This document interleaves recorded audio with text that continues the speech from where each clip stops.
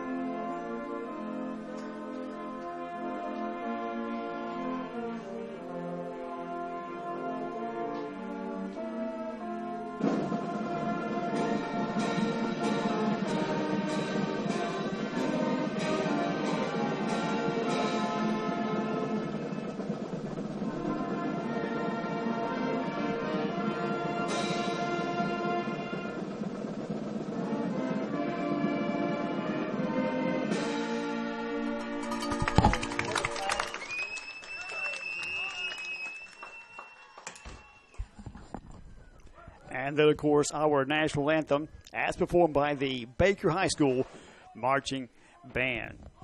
Baker and Vernon tonight. And Seth, going back to last week's game, to get here last week, Baker hosted Northview, a team they beat back on October 19th, 35-7. But this time, Northview coming here fired up on an emotional high. One of their defensive players, who is the defensive player of the game against Grace for the previous week, Dion Richardson. I forget his first name now, but anyway, he had suffered a heart attack last Saturday morning after breakfast in his home, was rushed to Mobile Hospital, and at the time of the game, he was still in the hospital. And so the Northview Chiefs came out, fired up, wanted to play in his honor. Yeah. And Baker scored first, missed the extra point, led 6-0. And then from their 46-yard line, quarterback Seth Killam, we thought he was going to just let the clock run out. There was like 2 seconds to go in the first quarter. Mm-hmm. He dashes around the right side, races down the Baker sideline, scores. The extra point is good. And for the first time this season, we said those words, Baker trails. Yeah, they trailed 7-6 at that point. And what was your thoughts and your key takeaway from that game last week with Northview?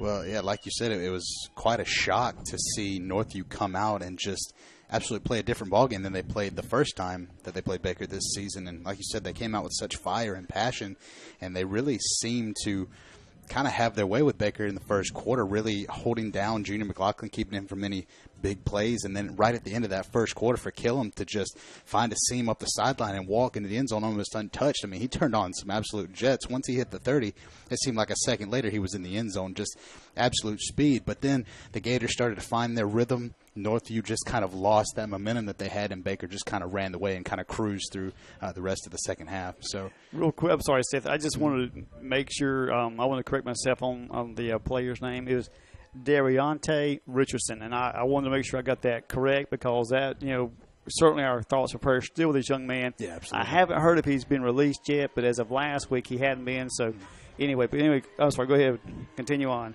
Oh yeah, but as I was saying, yeah, for sure, Baker just.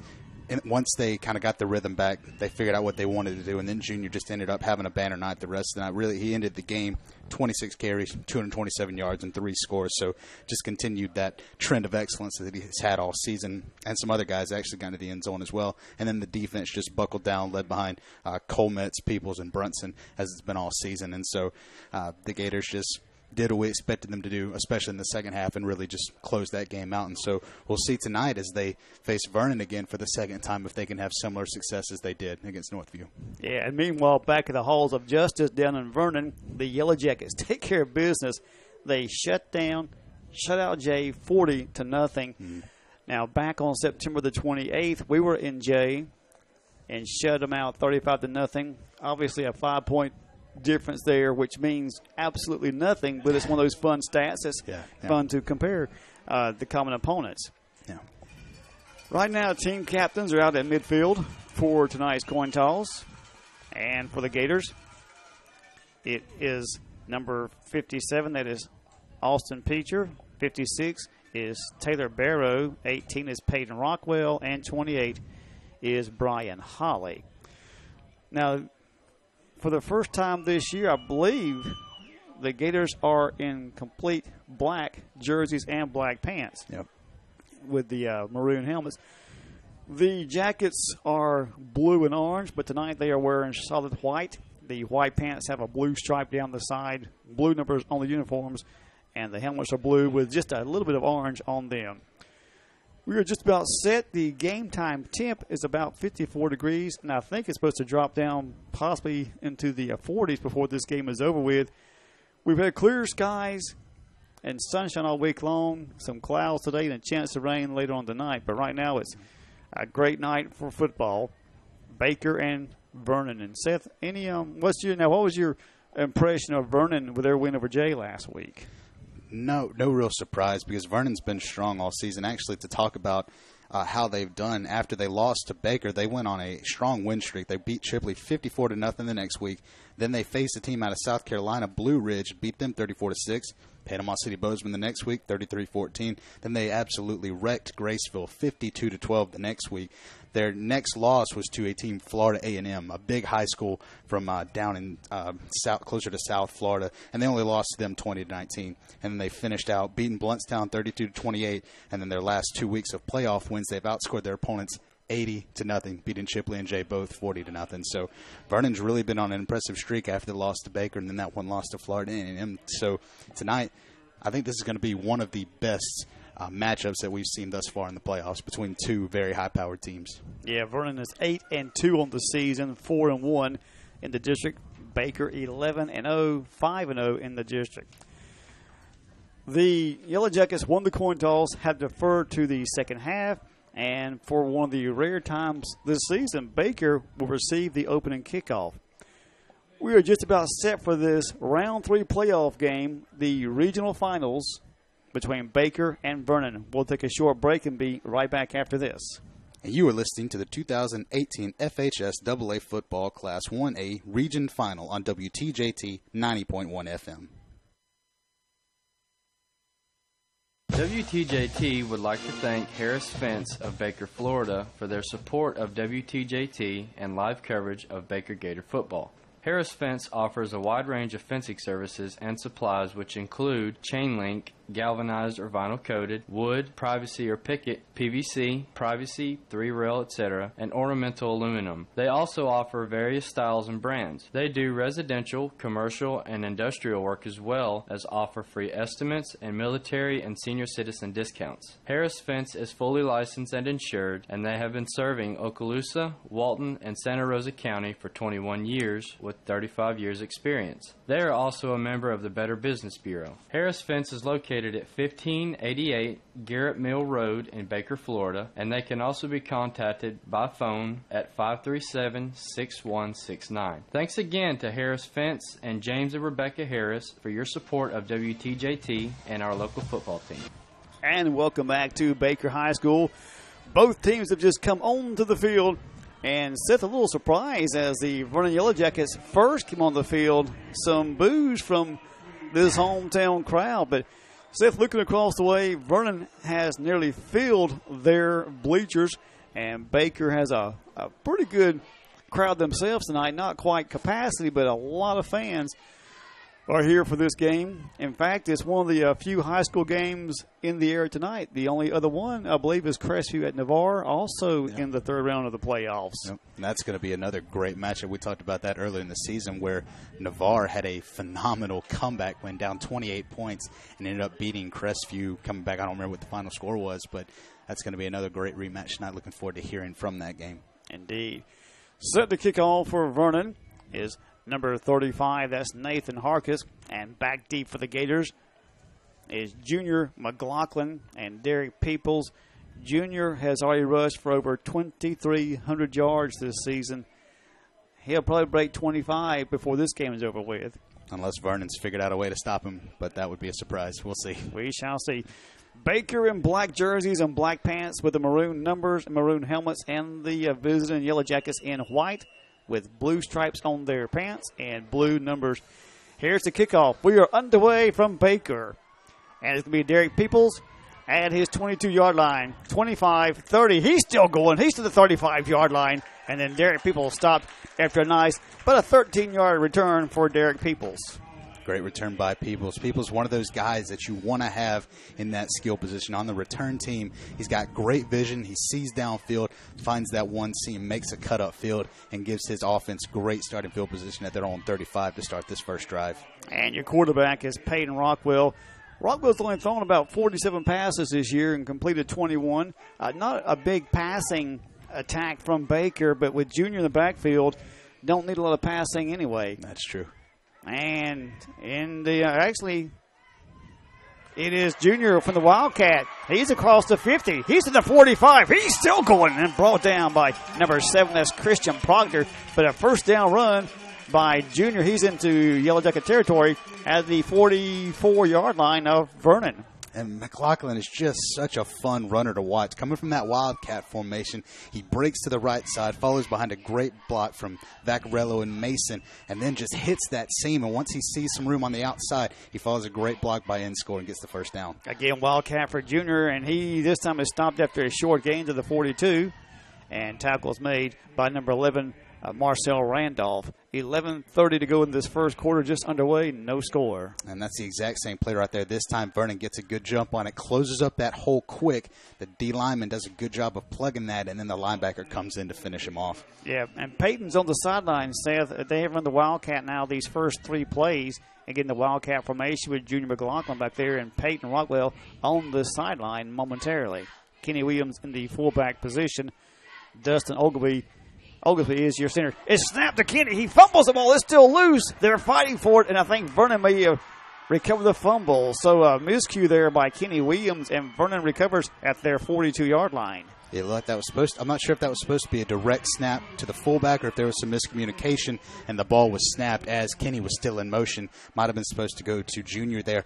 But that's an interesting point that we're going to go ahead and talk about now. In that game against Vernon in week 2, Baker fumbled 3 times and lost 2 of those fumbles, and several of those fumbles stopped what would have been scoring drives. They were deep into Vernon territory and then turned the ball over. So right there, Baker with great back-to-back plays and then a turnover now gives Vernon a chance with some decent field position near midfield. 10:44, no score. And Vernon, they run the spread offense. Devion Bush is the quarterback. Now the referees blow the whistle and send quarterback Devion Bush to the sideline. Maybe an equipment. That's actually Quan Powell that's going to the sideline. I'm sorry, you're right. It is Quan Powell. Devion Bush is the quarterback. He's number 14, right. So in comes Wayne Potter. And Wayne Potter, first carry, is stopped short. And tackle is made by John Mataleska. About a 2-yard pickup for Vernon, now second down 8 from their 44-yard line. Yeah, Wayne Potter, not a bad running back for Vernon on the year. He's got 37 carries, 117 yards, and 2 touchdowns. But their primary rusher, the guy that you see coming back in the lineup now, Quan Powell, highly touted player who transferred to Vernon and has been one of their go-to guys all season, as he should be, with over 1,000 yards rushing on the season and 16 TDs. Right, transferred from Freeport. 10-10 to go. Bush back to pass to the air. He hits number 7, Christian Proctor.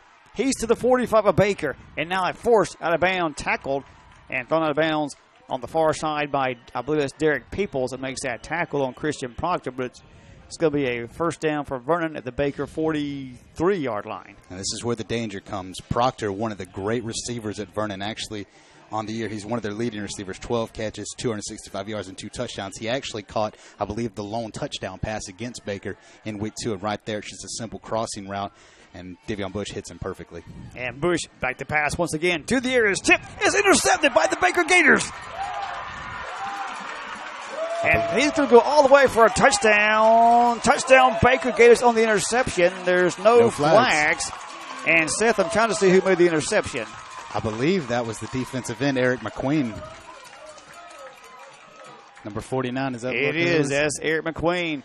Intercepts the pass was tipped. And Eric McQueen in the right place, right time, and he rushes. That was about a 55-yard INT return for a touchdown, and wow, the speed of McQueen on that play. Yeah, he's a defensive end, but he's also plays tight end on the offense, so he's obviously got some speed and showing some great hands there. Even on defense, playing from that defensive end position, he's had 4 passes deflected and a couple sacks. He's a very speedy guy, and at the time he just gets his hands up, he's in the right place, and as soon as he catches that, he has nothing but green. You know his eyes lit up as he was scoring that touchdown. And he goes all the way for the touchdown.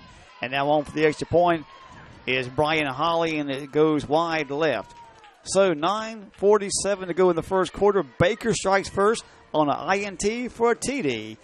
Baker 6 and Vernon nothing. Back after this. And you are listening to the 2018 FHS AA Football Class 1A Region Final on WTJT 90.1 FM.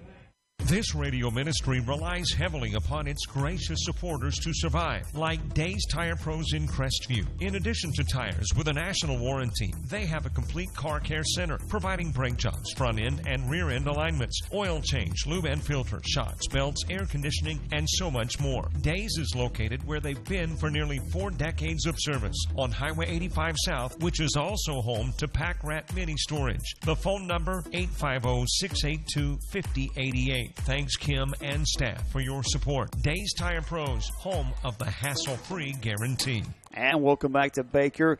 A 55-yard interception return for a touchdown by Eric McQueen, and the extra point by Brian Holly was no good. And, in fact, he is now 26 of 39 on extra points this season. The pooch kick by Brian Holly is tipped by a Vernon Yellow Jacket player, and he just does get back on the ball and recovers back about the 35-yard line, but nearly another miscue by Vernon. Yeah. Poor awareness by the upback. Just gets his hands up, doesn't quite make good contact to catch that ball. It actually ends up sailing over his head, and luckily one of his players behind him is able to fall on that, but Baker was right there on top of him, just about recovered a would-be onside kick. Yeah, I'm not sure who that was on the far side, but heads-up play by the Baker kickoff team. 9:44 to go first quarter. Baker 6 and Vernon nothing. And now Vernon 1st and 10 from their 35-yard line. Quarterback is Devion Bush. In the backfield is Kawan Powell. They've changed quarterbacks. But the handoff goes to Powell. He finds nothing but green grass. He's to the 30, the 20, the 10. Touchdown, Vernon Yellow Jackets. And just like that, Seth, Vernon strikes back on a 65-yard run by Kawan Powell. Wow. Did you see how fast Kawan Powell hit that hole? My goodness, that's a simple zone run. But Powell, as soon as he hits that hole, looks like an absolute lightning bolt. As soon as he hits the line, it looks like he's in the secondary the next second. And then the next second, he's in the end zone. Just absolute blow-away speed. And the Gator defense just looked absolutely stunned to see Kawan Powell running right by him for the score. Now a tie game. Vernon the chance to take the lead with this extra point. Yeah, I think Powell outran his shadow that time. He was fast. Now for the extra point is 35 Nathan Harkis, and it is blocked, and it's no good. So I thought for a second we might be saying this again, Baker trails, but the extra point was blocked. With 9:35 to go, the score is now Baker 6 and Vernon 6, and back after this. You're listening to the 2018 FHSAA Football Class 1A Region Final on WTJT 90.1 FM. Milligan Assembly of God is a proud sponsor of Baker Gator football. Our service times are on Sundays at 9:30 for Sunday school, 10:30 for morning worship, and 6 p.m. for Sunday night explosion. Our midweek service is on Wednesday nights starting at 7 p.m., and there is something for every age group of the family. You can connect with us at mag.church, and you can check us out on Facebook. From Pastor Mike White and the congregation of Milligan Assembly of God, we want to say, Go Gators, yeah! And welcome back to Baker, and what a burst of speed. Like you said, a lightning bolt, a bullet. He just outran his own shadow. Kawan Powell, 65 yards. Their extra point is no good, and we're tied at 6. And now, again, Harkis on the kickoff, and is, again, Derek Peoples inside his 20-yard line. He's coming across the field, cuts back towards the middle. He's to the 30, and he is tackled about the 32-yard line by the Yellow Jackets. Number 12, King Neal makes the tackle for the Jackets. And that time, Peoples trying to make something out of nothing. Doesn't get a lot of great blocking from his return team, and tries to cut it back upfield, and there's just nowhere to go. But still, not bad starting field position for Baker's third possession now. Well, I guess second possession, actually. Right. 9:26 first quarter. We're tied at 6, and it's Baker 1st and 10 from their 32. And again, from the Wildcat is Junior McLaughlin. Spinning, twisting, turning, and brought down about the 35-yard line, a 3-yard pickup, and tackles made by Marquez Randolph for the Yellow Jackets. Second down 7 for the Gators. Yeah, Randolph got the finish, and it actually started with Demetrius Watson, the defensive end there. He's able to wrap up McLaughlin's legs, and then the other Yellow Jacket comes in to finish him off, and they're going to hold him to a fairly short gain. But we're going to see, looks like McLaughlin the Wildcat again. Indeed it is. This time to the left side. He finds some room. He's across the 45, the 50. He's at the 40, the 35. He cuts it back in. He breaks one tackle. Junior to the 10, the 5. Touchdown, Baker Gators. We have our own 65-yard run by our Junior McLaughlin, and now Baker up 12-6. And what a run. Junior McLaughlin says, hey, there's another guy out here now who's also got some breakaway speed, and he shows it off right there on the Wildcat. Just as soon as he hits that sideline, he makes those little cuts, and then he just uses his breakaway speed and gets by and picks up a quick 2-play 65-yard touchdown. Yeah, Powell, his was just a straight shot right down the middle of the field. But Junior says, nah, I'm going to do some twisting, turning, and cutting. And maybe a little one-up in there. Exactly. But it's back-to-back 65-yard runs, and now Baker up 12-6, 8:42 in the first quarter. And they will go for the 2-point try here. And once again, Junior. Well, now, Peyton Rockwell is under center now. And Junior at the tailback position. And Peyton rolls right, looking to pass. He hits Kenny Williams. The 2-point conversion is good. So Baker goes up by 8 points. 2-point try from Rockwell to Williams, and Baker's up 14-6. Yep, simple play action bootleg, and he has Kenny Williams out there in the flats. Hits him for an easy touchdown. An easy 2-point conversion. Yeah, trying to make up for that earlier miscue where he fumbled on the play earlier. So he makes up for it. I think that makes up for it. Exactly, it does in our book. So now Baker 14 and Vernon 6 with 8:42 to go in this first quarter. So, Seth, we're barely 4 minutes into this game, and we've already had 3 touchdowns and all on big plays. Yeah. The INT for a touchdown, then back-to-back 65-yard runs by both running backs from the opposing team. So you was hoping this game would be close. You mentioned that we pulled in earlier because, most of Baker's games, they pretty well, by the second half, they've got them under control, but we knew Vernon was their toughest opponent thus far this season. Right. Back in week 2, and they have just gotten better since then. For sure. Brian Holly on the pooch kick, and no fair catch is called, and he's going to pay for that. And that was number 10, Zyquez Brown, and he gets hammered. We were talking sometime last week about how you can tell which teams have watched the film and which ones have not. And it seems like on these pooch kicks, the ones that have not watched the film do not call a fair catch and just seem to leave themselves open to a massive hit from who else but number 9, Joe Brunson. And right there, they just about made him pay again. And great stop by the Gator kick team. Indeed. Vernon in good field position. Vernon first and 10 from their 41-yard line. 8:38 to go first quarter. Baker on top 14-6. And Bush hands off to Powell, and he busts through, but this time he tripped up on the far side. I believe that's Joe Brunson that gets a hand on him, but he's across the midfield, and it's a first down for the Vernon Yellow Jackets at the Baker 48-yard line. Yeah, it's a great tackle by Joe, wrapping up his legs. Powell just with an outside run to the far side, and he just breaks through the line almost immediately. He's in to the second level, and thankfully Joe Brunson with good discipline gets over there and with a good form tackle wraps up those legs and brings Powell down, but not before he picks up that first down. And Devion Bush at quarterback, and pitch back is to Powell, this time the left side, and Powell's across the 45, the 40. He finds some room. He's down the sideline, 10-5, touchdown Vernon Yellow Jackets, just like that. 48-yard run by Kawan Powell, and now they're down 14-12. With 8:04 left in this ball game. Powell has just got so much speed, lateral speed, as he gets outside and just outflanks the Gator linebackers right there. And then once he hits that sideline, it's just nothing but green, and the Gators just aren't quite fast enough to chase him down and bring him down before he scores that touchdown. Yeah, real quick, Seth, over. I believe this game is at Navarre. It is. Yep. It is Navarre on top of Crestview, 7-0 in the first quarter. And Vernon going for the 2-point try. And the pass is to Marquez Randolph, and he's got the 2-point try, so it's been back and forth. But there's a flag down, so hold everything. Scoreboard shows 14-14 as the new score, but let's wait and see what. It's a legal procedure against the Yellow Jackets, so they'll have to back it up and try it again. Yeah, that formation looked a little bit funky, and they might not have had enough men on the line there, and that's going to bring it back. And they're going to have to try this again. But that play was an interesting play to begin with. It's a wide receiver screen, but it just doesn't quite set up correctly. And Randolph actually bobbles the reception and is able to fight his way forward to get that touchdown. But now they're going to have to try that from about 5 yards farther out, so 7 yards from the end zone to get this two-point conversion. Devion Bush is the quarterback. In the backfield is Kawan Powell. He has 4 receivers. Pitch back is to Powell. Cuts it in. He is brought down. A great tackle made. And that's number 65. That is Devin Jordan. They changed numbers on these black jerseys, but Devin Jordan, number 65, stops that two-point try.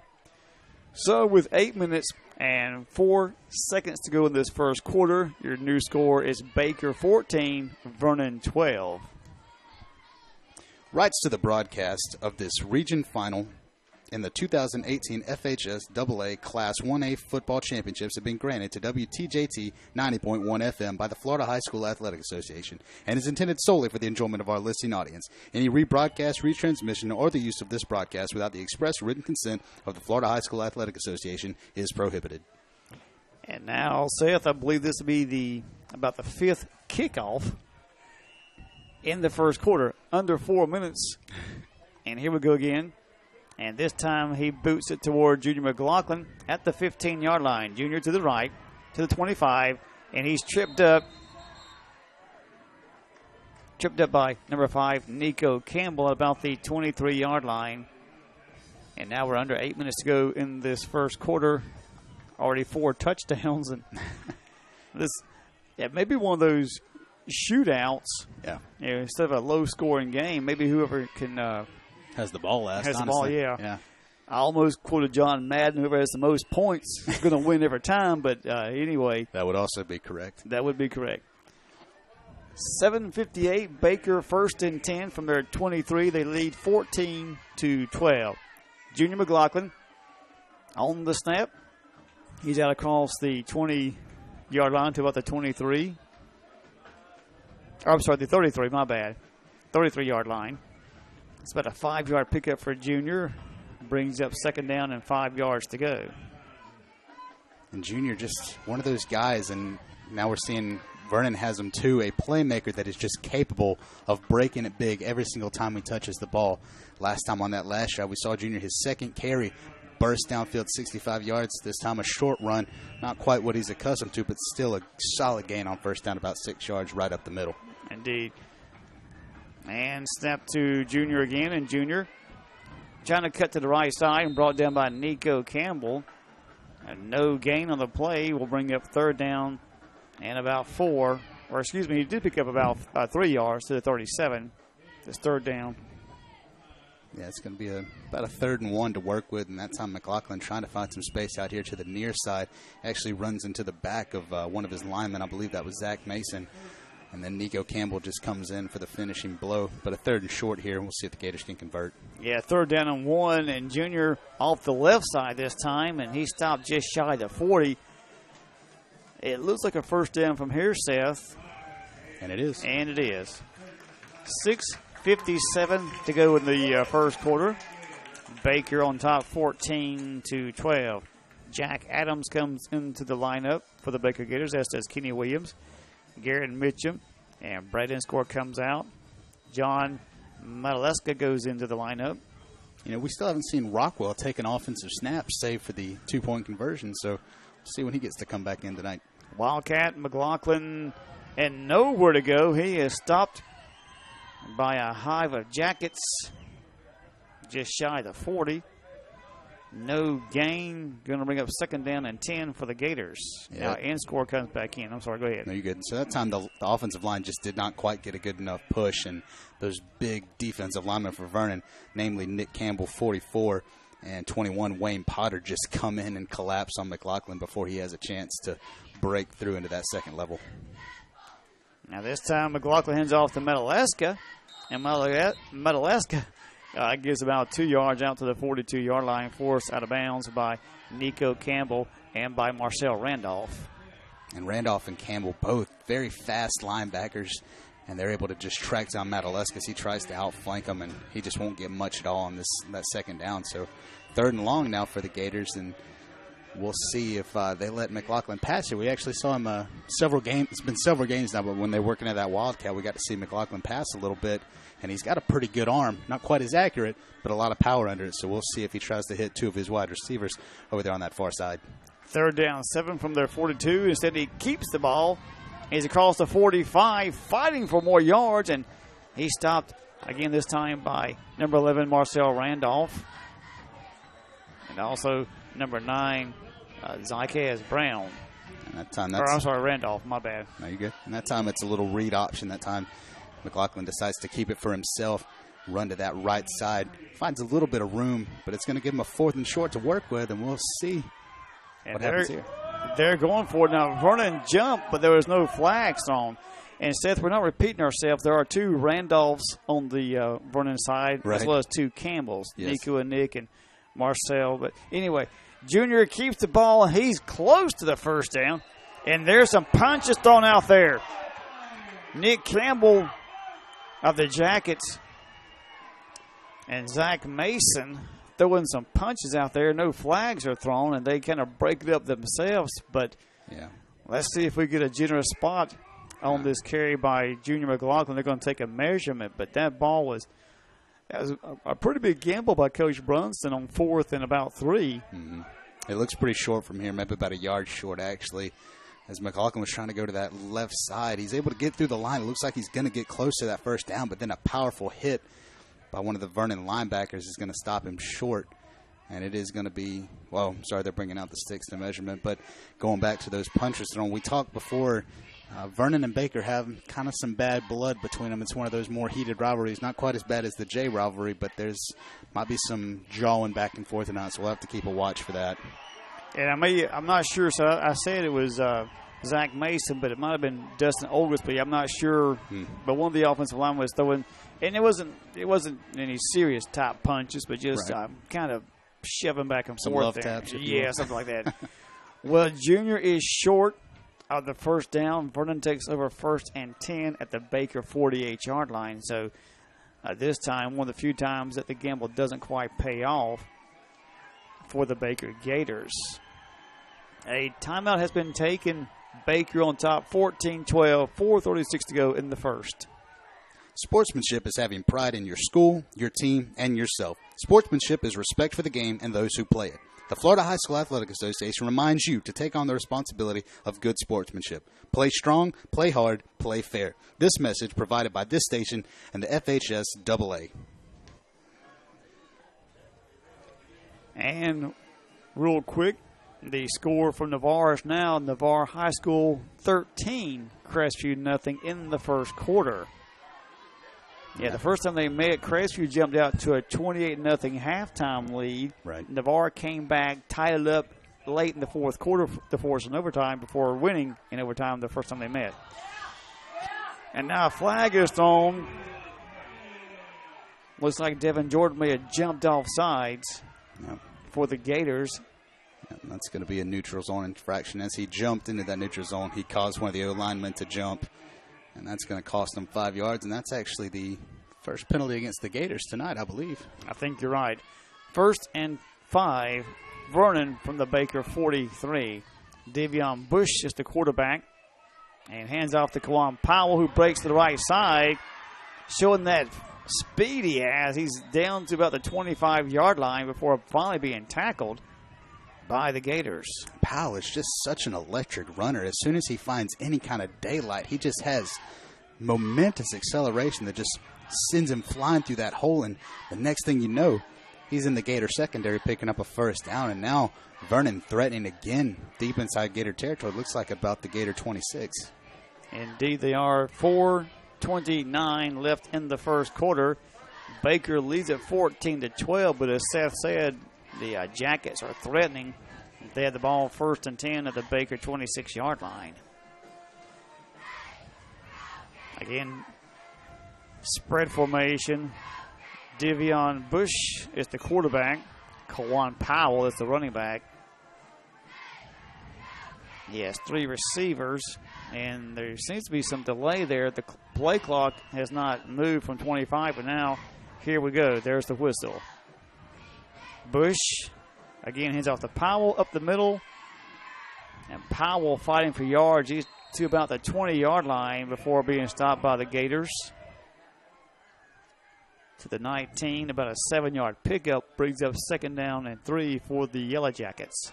Powell also a very slippery runner. Like, he just finds this little gap in between the linemen there, and the D lineman just can't get a hand on him.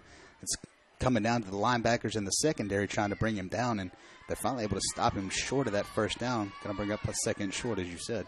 Again, spread formation with Devion Bush, quarterback, and Powell running back. And again, it's Powell, this time on the left side. And he stopped after a short game, but it may have the 1st down. It looks like Kenny Williams was there to bring him down. And we have a score from farther over to the east. Port St. Joe leading Jefferson County 14-6 in the 2nd quarter. So the winner of this game will face the winner of that game in the state semifinals. Now, if Baker wins, that winner will come here. Right. Now, if Vernon wins, then I'm not sure how that plays out. But nonetheless, they get a tight game just like we do here. Right. It's 1st and 10, Vernon. Ball at the Baker 16-yard line. Bush slips, and he's going to be sacked and brought down by John Madaleska. I think he may have tried to pass the ball that time, Seth, but slips on the grass, and John Madaleska there to make sure he goes no further. He does lose yardage back to the 20. Brings up 2nd down and 14 for the Yellow Jackets. Yeah, I'm not sure if that was a read option or if that was supposed to be a play-action pass. If it was a read option, it was very misread as the defensive end just collapsed right on the quarterback. If it was a play-action pass, it was never going to work either. The Gators were just coming at him too hard, too fast, and Bush just had no time to throw it. Either way, it's going to bring up a 2nd and long now for Vernon. This time in the backfield, he has Powell and also Nico Campbell. And it's Powell the handoff, and he runs smack dab into that Baker backfield. I believe that's Peyton Rockwell that makes the tackle this time on Kwan Powell. And he is stopped about the 10-yard line, so it's going to bring up 3rd down and 4 for the Yellow Jackets. And Powell showing that he's not only a speed runner, he's also got some power. As soon as he gets that ball, he just lowers his shoulder and just booms right through that O-line. And then breaks deep into the Gator secondary. 3rd and short here now for the Yellow Jackets. Yeah, Bush takes the snap, hands off. This time that is Watford on the handoff, and he is stopped quickly, hit hard by that Baker defense. And looks like that may be 23 Sean McLeod that put a hit on number 2, Watford. Yeah, I believe you're right. Sean McLeod coming in there. And that time, the Gator defensive line won that battle in the trenches. And Powell just has nowhere to go. And McLeod does a great job of wrapping him up. And then the rest of his line helps bring him down. 4th and short here to go. 4th and 5. We'll see if Vernon can do it. And they are going for it. Spread formation. Powell in the backfield. Bush quarterback. Back to pass. Good protection. Now he's scrambling. Throws the ball away. And it bounces. It is incomplete, and the Gator defense holds Vernon to 4 and out. 1st and 10, Baker at their about the 10-yard line. A minute 15 left in this 1st quarter. Baker 14 and Vernon 12. And Seth, what a defensive stand by the Baker Gators, shutting down Powell this time, and the quarterback push and takes their deep in their territory at the 10-yard line, but still, what a great stand. That's something we're accustomed to. This Gator defense is just a stone wall, especially when they get close to the goal line there. And I like the play call from Vernon, but just Bush did not have enough time in his receiver, not quite able to get that one off the ground. And it's Junior McLaughlin right side to the 20, the 25, the 30. He's still going and forced out of bounds at the 40-yard line by number 7, Christian Proctor. But what a run. About a 30-yard run by Junior McLaughlin. Seth, real quick, a score that may be of interest. Hawthorne is leading Pahokee 16-0 at the half. Oh, interesting over there, and I believe that's Region 4 of Class 1A. Pahokee was the team that Baker actually lost to in the state championship, I believe, 2 years ago. Exactly. Hawthorne up 16-0 at the half over Pahokee. And a great run there, by Junior McLaughlin on that last play. Gets to the outside here to the near side and then just burst up the sideline. Proctor, the last line of defense, able to take Junior's legs out. A minute 5 to go first quarter. Baker on top 14-12. Now Derek Peoples gets into the action, and Derek Peoples is out across the 45 to the 47. A 7-yard pickup for Derek Peoples, and now it's 2nd down 3. Tackle made by number 11. That's Marcel Randolph. And we talked about Peoples before. He's one of the slew of running backs that the Gators have on the year. 26 carries, 394 yards, and 4 touchdowns. Actually had one against Vernon earlier in the year. On 2nd and 3, is a fumble on the play. I think Junior may have fell on it back at the 45. It would be a 2-yard loss, but nearly a really disastrous play there, but great hands by Junior, and Baker recovers at the 45, but it's a loss. So now 3rd down 5 for the Gators.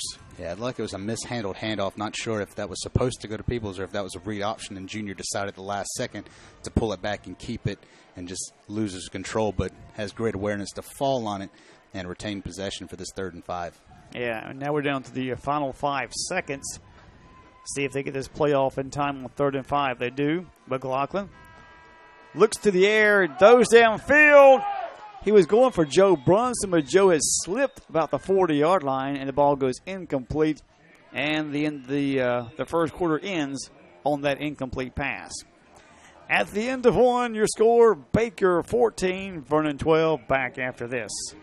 You are listening to the 2018 FHS AA Class 1A Regional Final on WTJT 90.1 FM.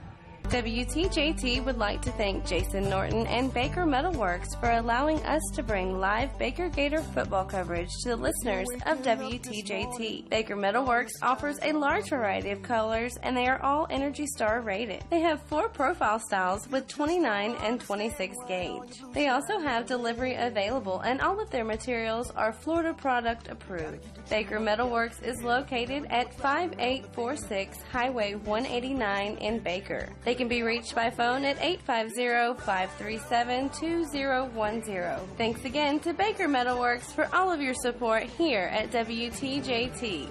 And welcome back to Baker. And real quick, just to recap some scores we have. In the first, it's Navarre shutting out Crestview 13-0. In the second, it's Port St. Joe leading Jefferson 14-6. At the half, Hawthorne over Pahokee 16-0. And in the second, Madison over Chiefland 28-7. And now on 4th down, Baker punts the ball this time, and a nice punt by quarterback Peyton Rockwell. And the ball down at the 11 by number 11, Derek Peoples. That's a great punt by Peyton Rockwell, finally getting to come in.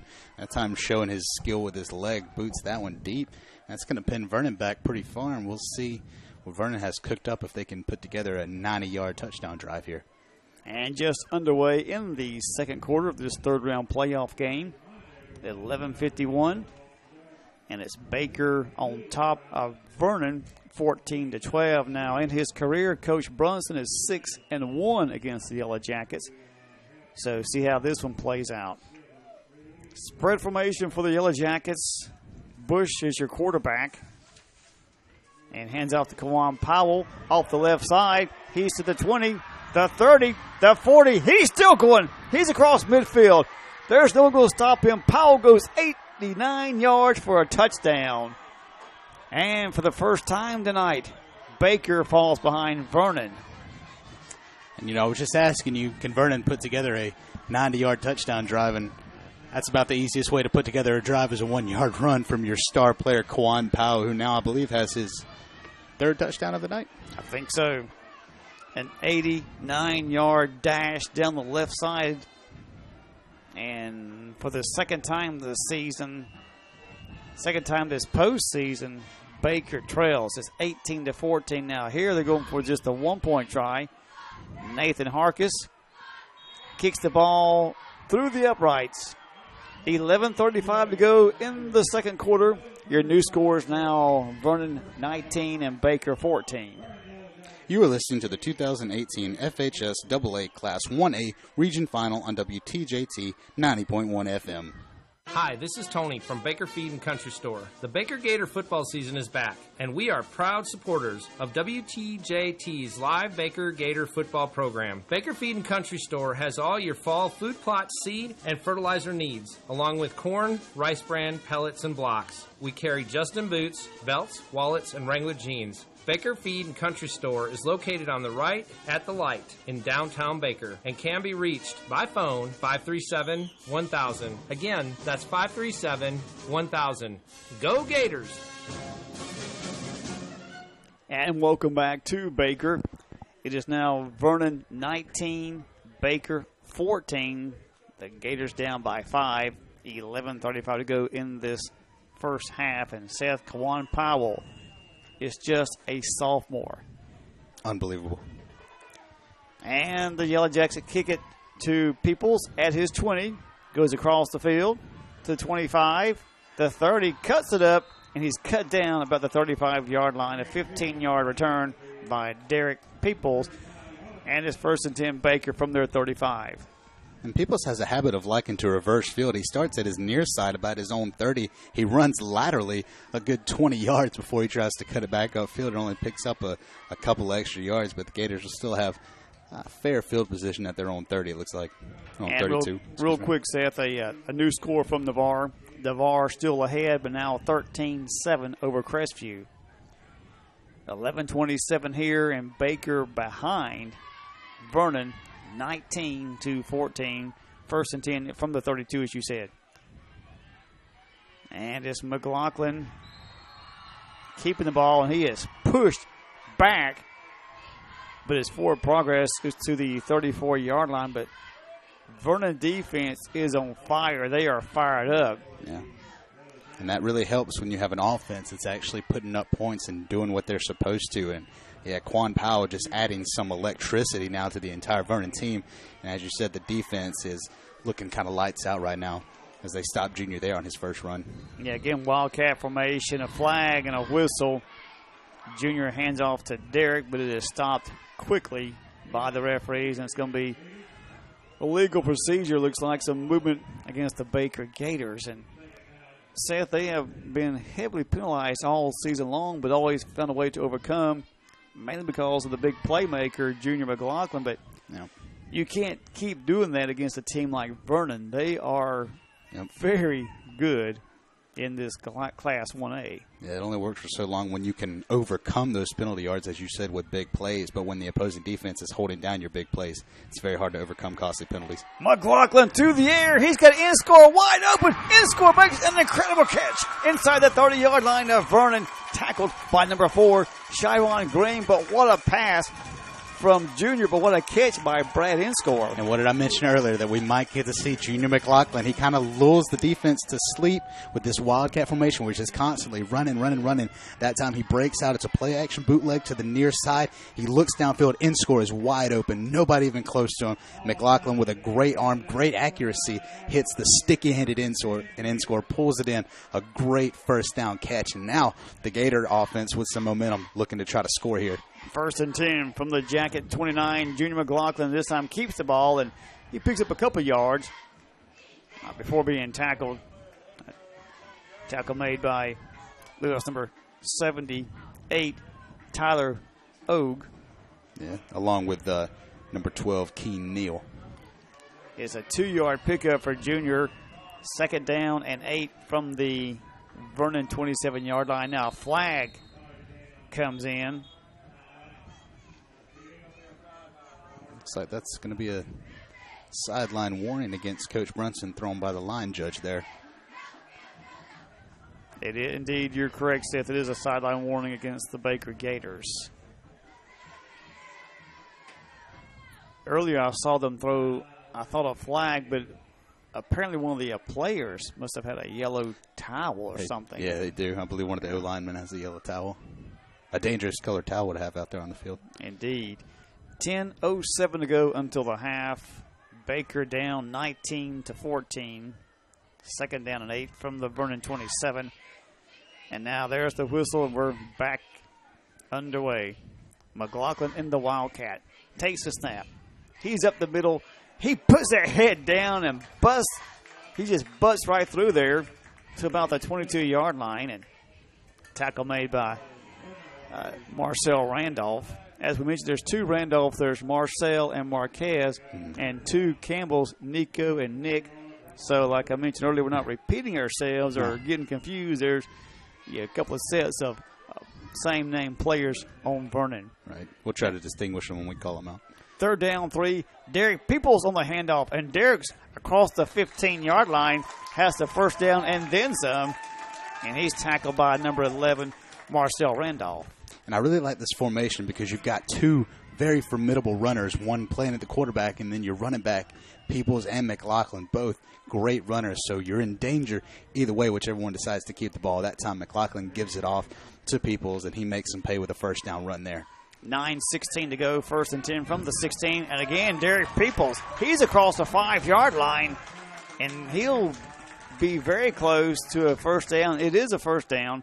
So 1st and goal for the Baker Gators inside the Vernon 5-yard line.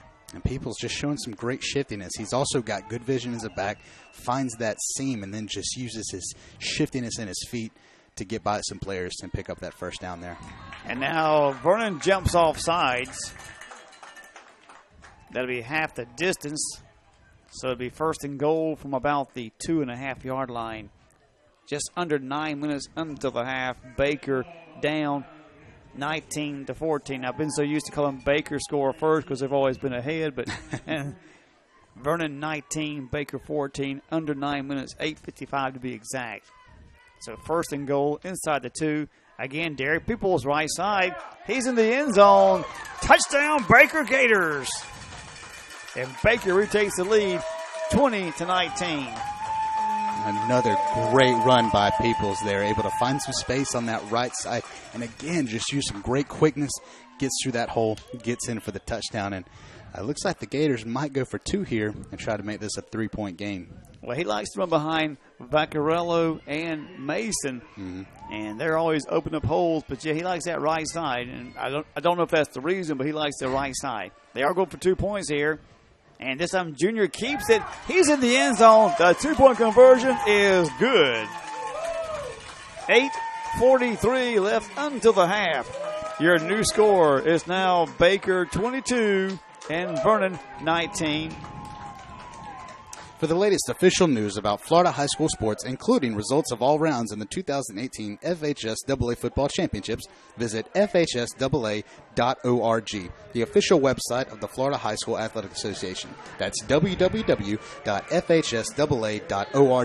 Catch live and on-demand postseason coverage of Florida high school sports at www.nfhsnetwork.com. Brought to you by the NFHS Network, the official online partner of the FHSAA. And back to live action now. 8:43 left until the half.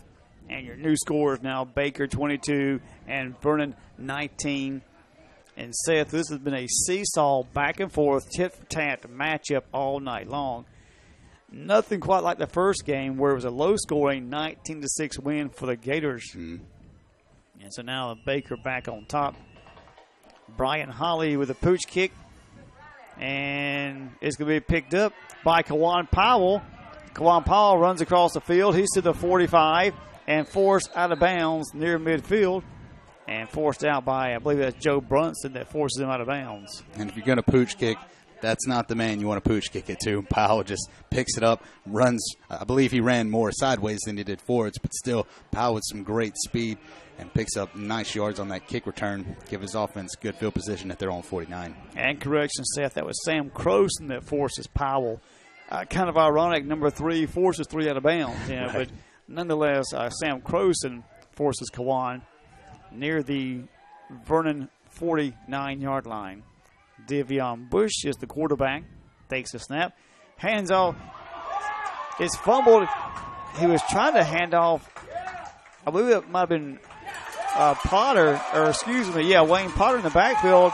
Potter slips on the grass, fumbles the ball, and Baker recovers. And I think Joe Brunson may have recovered that fumble. Yep, I believe you're right. Joe's celebrating over there on the sideline, taking some big hops. But, yeah, that's a great play by the Gator defense, and actually even a better play by the swamp there. The field actually helped make the play there as Wayne Potter. Yeah, he just slips, not quite able to get his hands on the handoff, and actually knocks the ball out of his quarterback's hands. Joe Brunson with the great awareness to dive on that, and now the Gators taking back over with all the momentum on their side. Exactly. It's been dry all week, but I guess there's still some wet spots on the field. It is 1st and 10 Baker from the Vernon 48. And again, Derek Peoples off that right side. He picks up about 3 yards to the 45-yard line. Tackle made by Demetrius Walston for the Yellow Jackets. And don't be surprised to see the Gators continue to try to lure Vernon back into creeping up on that line and then provide an open space of some one-on-one coverage between Brad Inscore and number 7, Christian Proctor, to give him an opportunity to make another big catch downfield. 8 minutes to go until the half. Baker back on top, 22-19. Second down, 8 from the Vernon 45-yard line. Gators with McLaughlin and the Wildcat. This time he keeps the ball, and McLaughlin's across the 40-yard line to about the 39. He'll be about a yard shy of the first down, but a great run there by Junior. And we talk about every week McLaughlin's patience as a runner. As soon as he gets the ball, he uses that great vision to find that hole, to see that seam. He doesn't have to take off immediately. He looks for that hole, and as soon as he sees that hole that he wants to take, he just uses a great burst of speed and acceleration, bursts through it, and that time he picks up solid yardage on that second down run to give him a 3rd and short now. Brad Inscore comes out. Kenny Williams goes into the Baker lineup. 7:11 to go until the half. 3rd down and about 2 from the 39. High snap, and Junior's going to have to fall on it. Ball still loose, but I believe McLaughlin does recover, but it's a loss back to midfield. But a high snap there by Dustin Oglesby. And that's great hands by Junior, because that ball looked like it was just out of his reach, and Vernon was almost on top of it. But Junior with great arm strength to pull that one in and maintain possession, at least with this punt, rather than give them the ball back at the midfield. So now Peyton with another chance to pin Vernon deep inside their own territory as he did before. It is 4th and 12 from the Vernon 49, and Seth said Peyton Rockwell back to punt for the Gators. And he gives off a high, long, nice, beautiful punt. It takes a Baker bounce and rolls to about the 14-yard line of Vernon, where Derek Peoples will down the ball. So, exchange of turnovers on this series, and now there's a flag, I believe. Yeah, I believe you're right over there on that far side, close to the Vernon sideline. We're trying to wait and see what the White Hat has to say. Illegal procedure against the Gators. So now will they force them to punt again? It looks like, yes, they are. Okay, they'll force Baker to punt again. 6:15 left until the half. It is Baker 22 and Vernon 19. It is the 3rd round of playoffs. Tonight's winner will face either Port St. Joe or Jefferson County.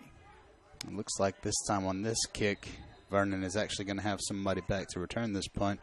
And who else but your dangerous playmaker, number 3, Quan Powell. Exactly.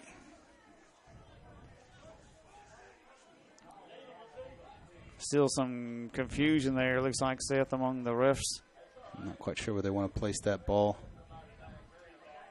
Well, the original line of scrimmage, I believe, was the 49 of Vernon. Mm-hmm. So it should be at the 46 now. We're just watching all the interaction between the coaches and the referees and the players, and not sure where the confusion lies. Looks like they finally sorted it out. Ball will be at the 46 for this punt now. So Peyton stands back about his 31. Awaits the snap. It's a high snap. He gets it down and gives off another high punt. This one not quite as long. It will bounce about the 30, but rolls to the 22-yard line where it'll be down by the Baker Gators. Trey Coleman's down there to make sure the ball is downed. So Vernon they gain a couple of yards, I guess, on this punt. About 8 compared to the previous. But it's a timeout taken, and we'll take it as well.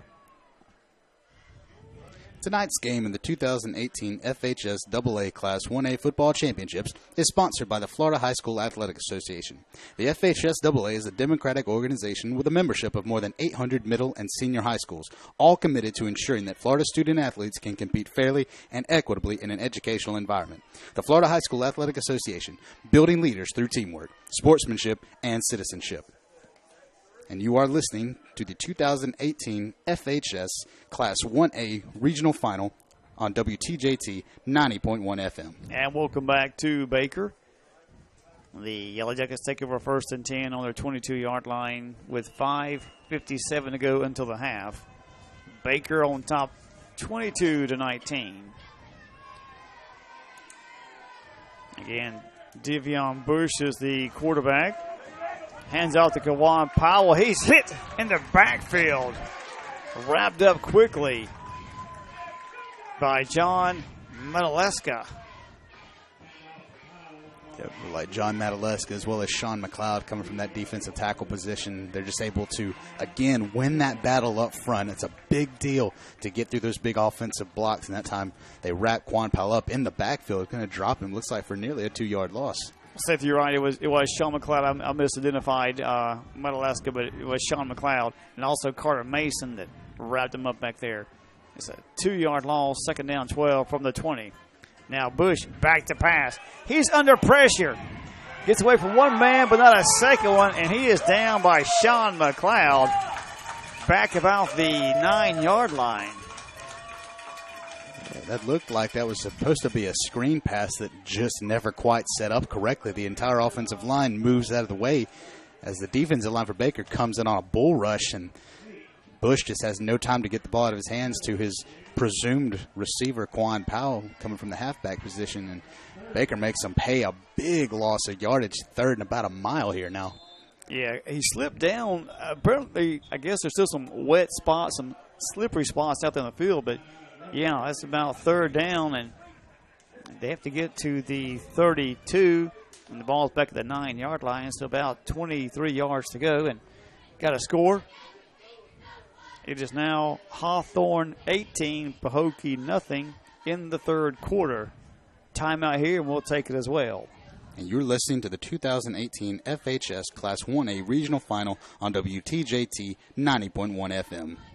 WTJT and the Baker Gators are proud to recognize Baker Parts in downtown Baker as a sponsor of live coverage of Baker Gator football. Baker Parts has auto parts and hardware for all household needs. Baker Parts is located at 1304 Georgia Avenue in Baker, and their phone number is 537-3131 or 537-4231. Thanks, Danny, and all the staff at Baker Parts for helping to make coverage of Baker Gator football possible on WTJT.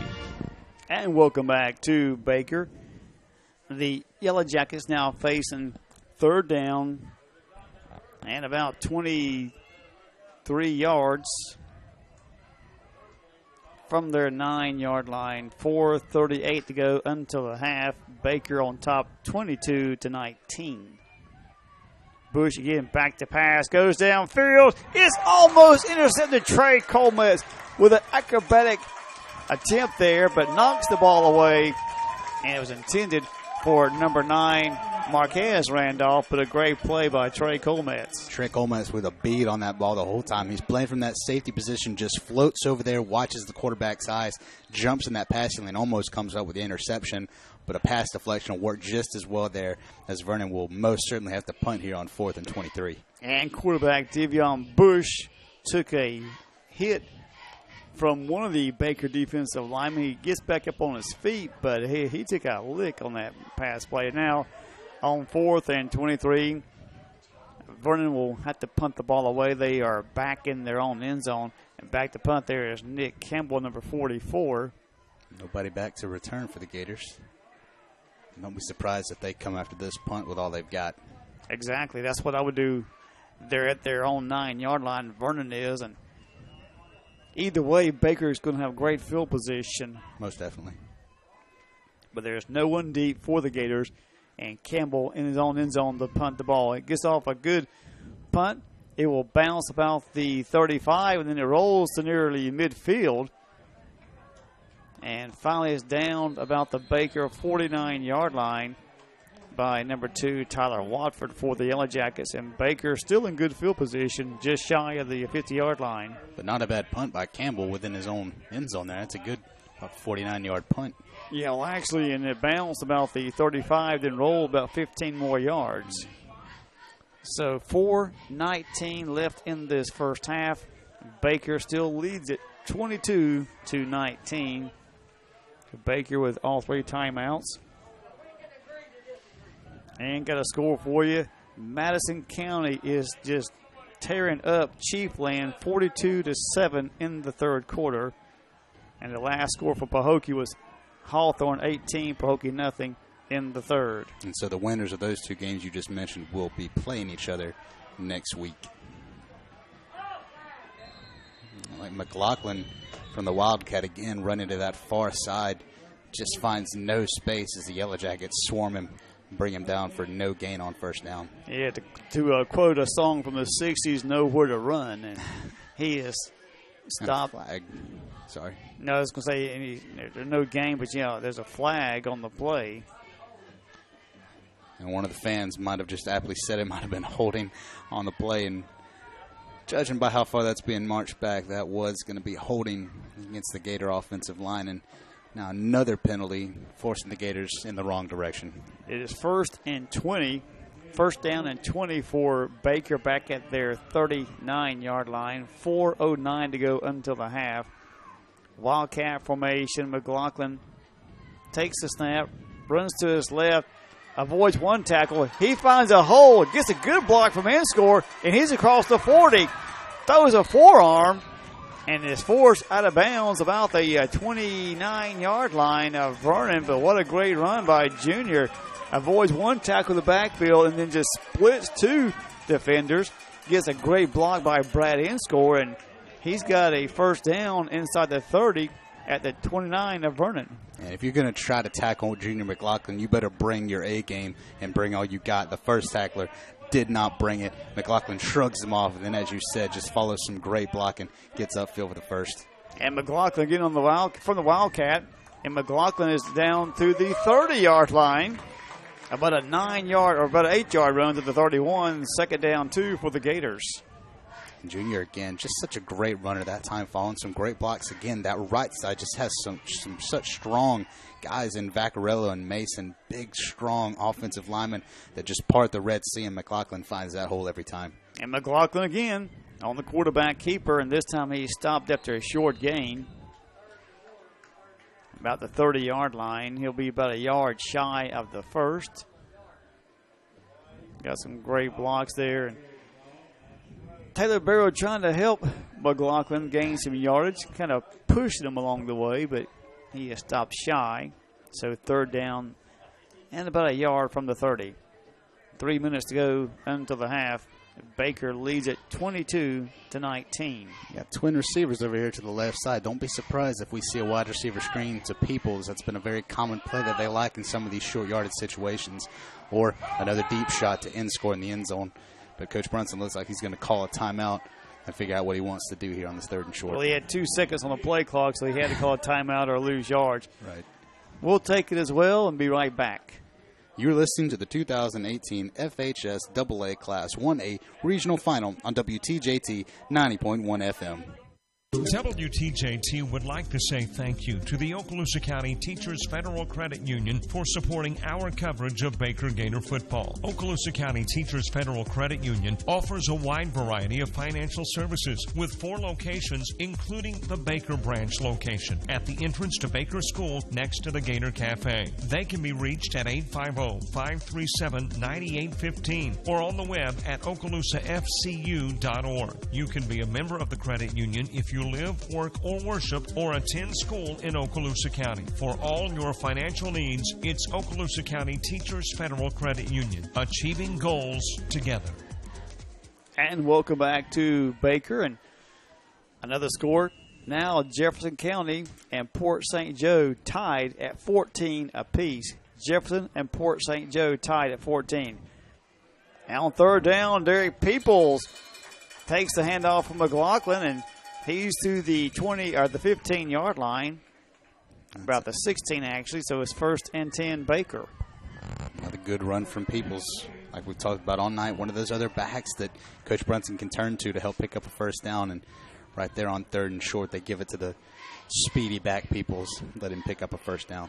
2:35 left in this first half. Baker 22, Vernon 19. 1st and 10 Baker from the Vernon 16. And again, McLaughlin hands off to Peoples off that right side. He loves that right side of the line, Seth. He gains just a couple of yards, brings up 2nd down 8 for the Gators. And how could you not love it? Actually, he's fallen behind his big right tackle, Zach Mason, who is actually the pancake block leader of this offensive line. And we've mentioned before, pancake block, a block by the offensive lineman that puts the defensive player on their back. And so, of course, who wouldn't want to follow behind such a prolific blocker in Zach Mason? It does make it easier for the runner. Most definitely. 2nd down and 8. And this time McLaughlin fakes the handoff, keeps the ball. He's just twisting back and forth, trying to find somewhere to go, and he stopped after about a 2-yard gain to the 12-yard line, brings up 3rd down and 6 for the Gators. Yeah, it looks like a read option that might have been a little bit misread by Junior that time. Instead of giving it to instead of giving it to Peoples and letting him follow that right side, he pulls it back, keeps it for himself, and the D line for Vernon just collapses on him almost immediately. It's going to bring up a 3rd and moderate here to work with, about 3rd and 6. Now they changed some of the personnel. John Madaleska coming into the Baker lineup, as well as Kenny Williams, Jr. from the Wildcat. Takes the snap, fakes to John, and he butts one Vernon Yellow Jacket, and he's across the 5-yard line to about the 3, and that's going to be a first down for the Baker Gators. For our video game fans out there, I can only compare that to using the truck stick. He just threw that up there, lowers the boom, and just absolutely demolishes the Vernon defensive back, runs through him, and Junior decides, I'll pick up the first down myself. Now 1st and goal. The Gators looking to score here, under a minute left in the first half. And Junior, direct snap to the right side. He's in the end zone. Touchdown, Baker Gators. And that time Vernon gambles, bringing everybody into the middle, thinking that Junior's just going to run right up the gut to try to pick up that touchdown. But instead, Junior fakes it up the middle and takes it right outside, walks into the end zone untouched for the Gator touchdown. So a great series this time by the Baker Gators. It started back up at their own 49-yard line. And that come courtesy of a great defensive stand, forcing Vernon into a 4th and 23. That's right. So they're up 28-19 and going for the 2-point conversion again. Junior keeps the ball to his left side. He's in the end zone. The 2-point conversion is good. We have 43 seconds left in this first half. Your new score, Baker 30, Vernon 19. You're listening to the 2018 FHS AA Class 1A Regional Final on WTJT 90.1 FM. Thank you, Brackney Funeral Service in Crestview, for your support. Brackney Funeral Service is located on Highway 90 East. They are locally owned and operated and provide all the traditional funeral services, including burials and cremations. And the telephone number is 683-9898, 683-9898. Terry Brackney is the funeral director. Again, thanks, Terry and Brackney Funeral Service for giving to WTJT. And welcome back to Baker High School. It is Baker 30, Vernon 19 with 43 seconds left in this first half. And Seth, during the break, you said it. Who'd have thought we'd have 49 points between these two teams in the first half? No. Some great advice from the fans out here. Don't pooch kick it to number 3. And in case you're listening, number 3 is Kawan Powell, the big playmaker for Vernon. So I think we can all get behind that advice. And the Gators have decided to do that. Yeah, Brian kicks it away as Christian Proctor back at his 10. And he slips at the 20-yard line. And Seth, obviously, a lot of wet spots. Like I say, all clear skies and sunshine this week, but still some damp, slippery spot on the field as Proctor slips about the 19-yard line. Yeah, the swamp is taking care of its own tonight. Several times now that the Jackets have slipped up down in that part of the field. And you can see out there are some still kind of nasty-looking dark spots where the field is still just a little bit wet. And that time it really hurts the Jackets as now they'll start at their own about 19-yard line here with about 37 seconds left. And We'll see if they try to throw a couple of deep balls here with Devion Bush. But they get 2 timeouts. Now, earlier, they were back at their 11, and Powell ran 89 yards on one play. So Bush back to pass, goes deep downfield. His pass was intended for River Bassinger and goes incomplete. So second down and 10. I'm sorry, go ahead. Are you good? Bassinger might have heard footsteps. I believe Trey Colemetz might have been running step for step with him, and he knew if he held on, or if he made that catch, Trey Colemetz was going to be there to lay a lick on him. That's just speculation, though, but pass might have been just a little bit out in front of him, so that'll bring up a 2nd and 10 here. But I like the play call. Start throwing some deep balls and see if you can catch this Gator secondary off guard. 33 seconds left in the first half, and it's second down 10 for Vernon from their 19. Now they got 3 receivers to the right. Bush back to pass, good protection. Again, goes down the middle. This time he hits number 9. That's Randolph. And he is slung down and tackled by Trey Colemetz with a first down. Vernon at the 36-yard line. Vernon will have to hurry up here. They've still got 2 timeouts, but 25 seconds to work with and still about 65 yards to drive downfield. But that's a great catch by Randolph. And now Bush is under center momentarily, looking to the sideline. And he's going to spike the ball, looks like, and save that time. And he is hit on his leg by one of the defense. I believe that. Yeah, that's 65, Devin Jordan, that comes through. But I believe Bush was trying to spike the ball and save those 2 timeouts. Yeah. Jordan might have been trying to catch that spike the way he dove in and actually collides with Bush's ankle. And now there's a whistle. And look to see what's going on with the officials. There's 13. Well, now they're resetting the clock to 21 seconds. And the Whitehead's coming out here. Looks like he's got some news, perhaps. We'll wait and see. There was no flag, just whistles. But the clock, now they put 24 seconds back on the clock. Okay. So they went to 13. Now there's 24 seconds. It's second down 10 from the 36 for Vernon. And Bush back to pass. Good protection. Looking. Now running to his right. Still looking. Now throws the ball downfield.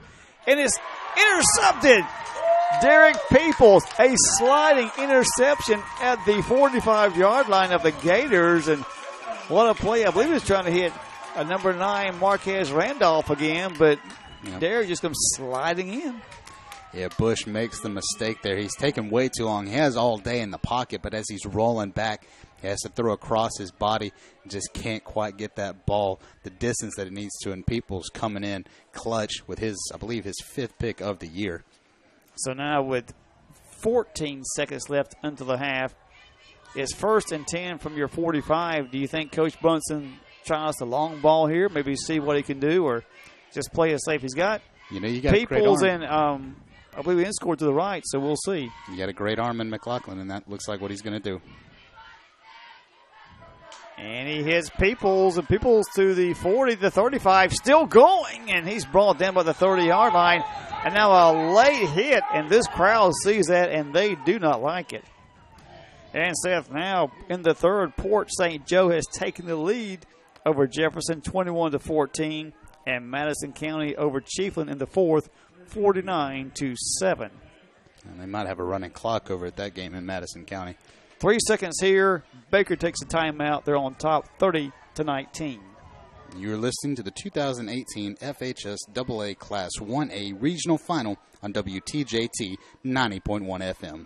WTJT is honored to recognize the support of Adams Sanitation to this ministry. Adams is locally owned and operated and has been for more than 35 years. They offer twice-weekly pickup featuring automated trucks. No bagging of trash required. Adams also offers complimentary pickup of small bulk items, appliances, bagged yard waste, plus complimentary service to any church within their service area. They have 65 or 96-gallon rolling cans and pricing plans specifically for the senior 65 and older. The phone number to Adams Sanitation is 537-3282. The website is adamsanitation.com.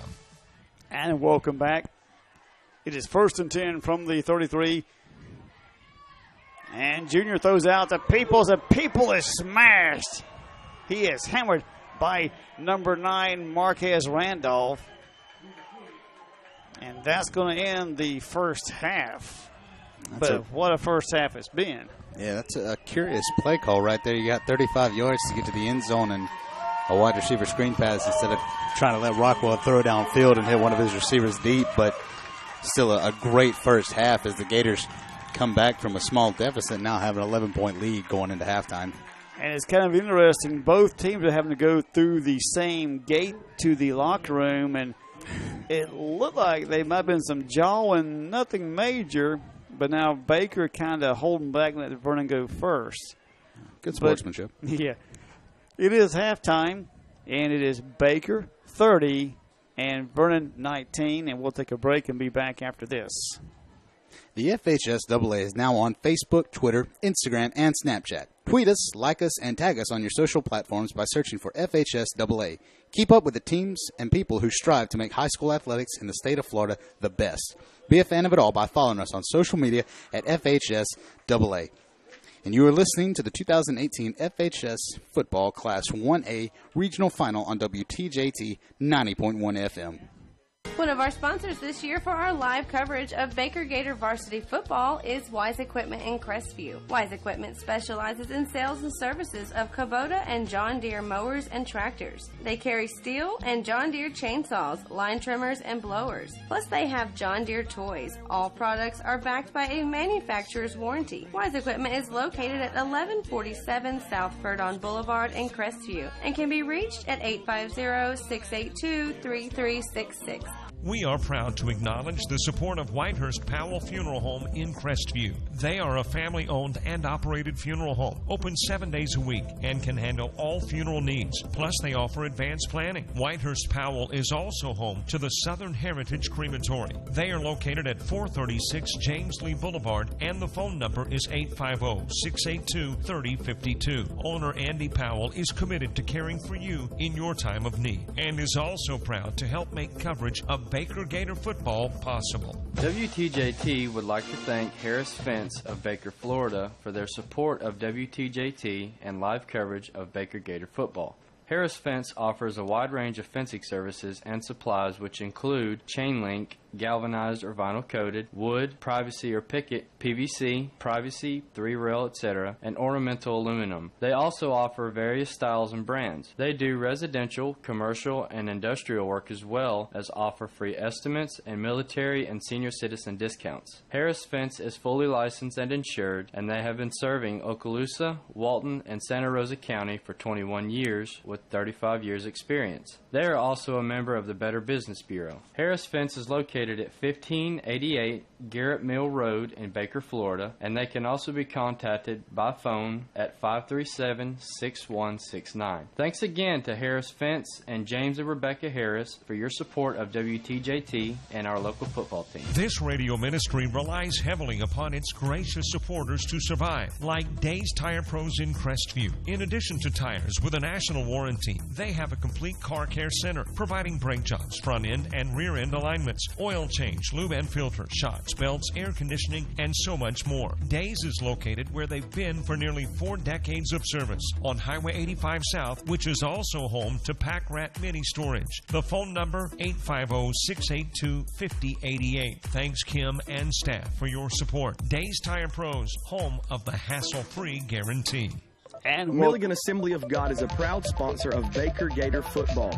Our service times are on Sundays at 9:30 for Sunday school, 10:30 for morning worship, and 6 p.m. for Sunday night explosion. Our midweek service is on Wednesday nights starting at 7 p.m., and there is something for every age group of the family. You can connect with us at mag.church, and you can check us out on Facebook. From Pastor Mike White and the congregation of Milligan Assembly of God, we want to say, Go Gators, yeah!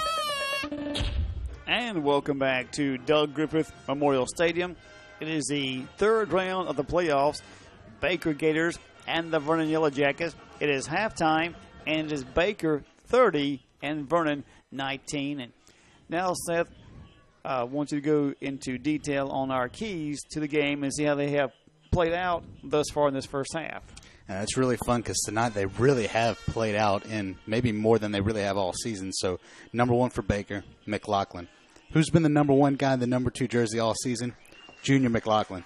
It's honestly hard to imagine a better running back in Region 1 Class A ball, 1A ball, aside from Quan Powell, as we've seen tonight. But Junior averaging over 11 yards per carry, 29 rushing touchdowns, and obviously he's been a threat to go the distance every single time he touches the ball.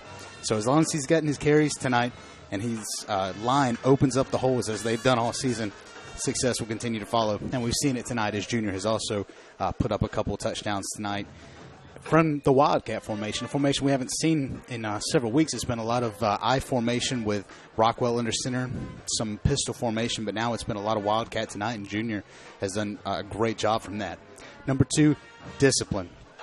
We talked on Thanksgiving to one of the coaches for Baker and asked, with the penalties, how has Baker been still so successful with the number of penalties they've accumulated? And it boils down to having the playmaker in Junior McLaughlin. He has been the difference in that they're able to really combat the penalty yards with the big plays, and that's kind of balanced them out, and then continuing to have positive plays in spite of the penalties that are bringing them back. And so as Junior's been limited, if he is limited, that is where Vernon will have a way to seep in and kind of take over this game. But in the first half, the Gators were not as penalized as we've seen in games past. I believe they had maybe 4 or 5, a couple of illegal procedures, and then a couple of holding calls.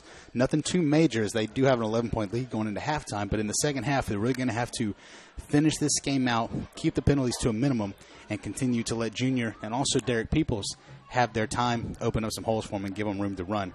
And number 3, pass. I like to see tonight as McLaughlin actually got to pass the ball. The run was setting up as Vernon was kind of lured into a false sense of security. They put a lot of guys in the box, and then there was one-on-one coverage between Inscore and Proctor, and Inscore won that battle as he got wide open, and then McLaughlin showing he's not only a formidable runner, but has a strong arm and an accurate arm as he hits Inscore wide open downfield and sets them up for a would-be touchdown. So I look to see in the second half continue to do that. I expected Rockwell to actually get some touches tonight as a passer. He got that one pass to get the 2-point conversion earlier on the first quarter, but I've also like to see him tonight actually in play get to throw some passes downfield and hit his sticky-handed receiver, as we mentioned before, in Brad Inscore. But overall, these keys have really played out for Baker, and I believe that's why they have an 11-point lead. Now for Vernon, and this I believe is the first time all year that I've had a different key for number 1 other than containing McLaughlin, and that was Powell. Getting the ball to Gwan Powell. He has been the playmaker for Vernon all season. He is a highly touted player as only a sophomore, as we mentioned. That means he's got 2 more years of eligibility in high school, and he's only going to get better, and look forward to see him having some just absolute stellar seasons in the next 2 years, regardless of what happens tonight. But Powell is a difference maker. When his line opens up just a little bit of daylight, we saw tonight a 65-yard run, and coming into the game, his longest run had been a 75-yarder. He blew that out of the water with an 89-yard touchdown run on a one-play drive. So Powell is going to be the difference for his offense. They have to continue to try to win some battles in the trenches, give him some daylight, and let him go and make these big runs. Now, number 2, and this is usually the number 1 key, but it's number 2 for Vernon tonight, and that is contain Junior McLaughlin. As long as they can keep Quan Powell going in the number 1 key, number 2, they have to slow down the Gator offense so that their own offense can keep up. But tonight, Junior has just still kind of been having his way a little bit more, and now that it's him running alongside his mate in Derek Peoples, it's just 2 dangerous threats that can get the ball on any given possession, and Vernon just is having trouble stopping either one of these guys. And so in the second half, they're really going to have to buckle down, pin their ears back, and really come after McLaughlin and Peoples and try to contain them to keep them from scoring more and give their offense a chance to close the gap in the score. And number 3, and finally, force some turnovers. In that first game when they played in week 2, they forced the Gators to fumble 3 times and recovered 2 of those fumbles. Tonight, the Gators have fumbled a couple times. I believe Vernon has only recovered 1 of those. So in the second half, should the Gators pass, the Vernon defense is really going to have to get in those passing lanes, break up some passes, maybe come up with a pick. But more than anything, they're going to have to try to force some more fumbles and steal some possessions, which could in turn turn into points. So that's going to be the biggest key, I believe, in the second half, is forcing some turnovers and stopping these Gator possessions so that Vernon can get the ball back in their hands, give the ball to their playmaker in Quan Powell, and try to go put up some more points.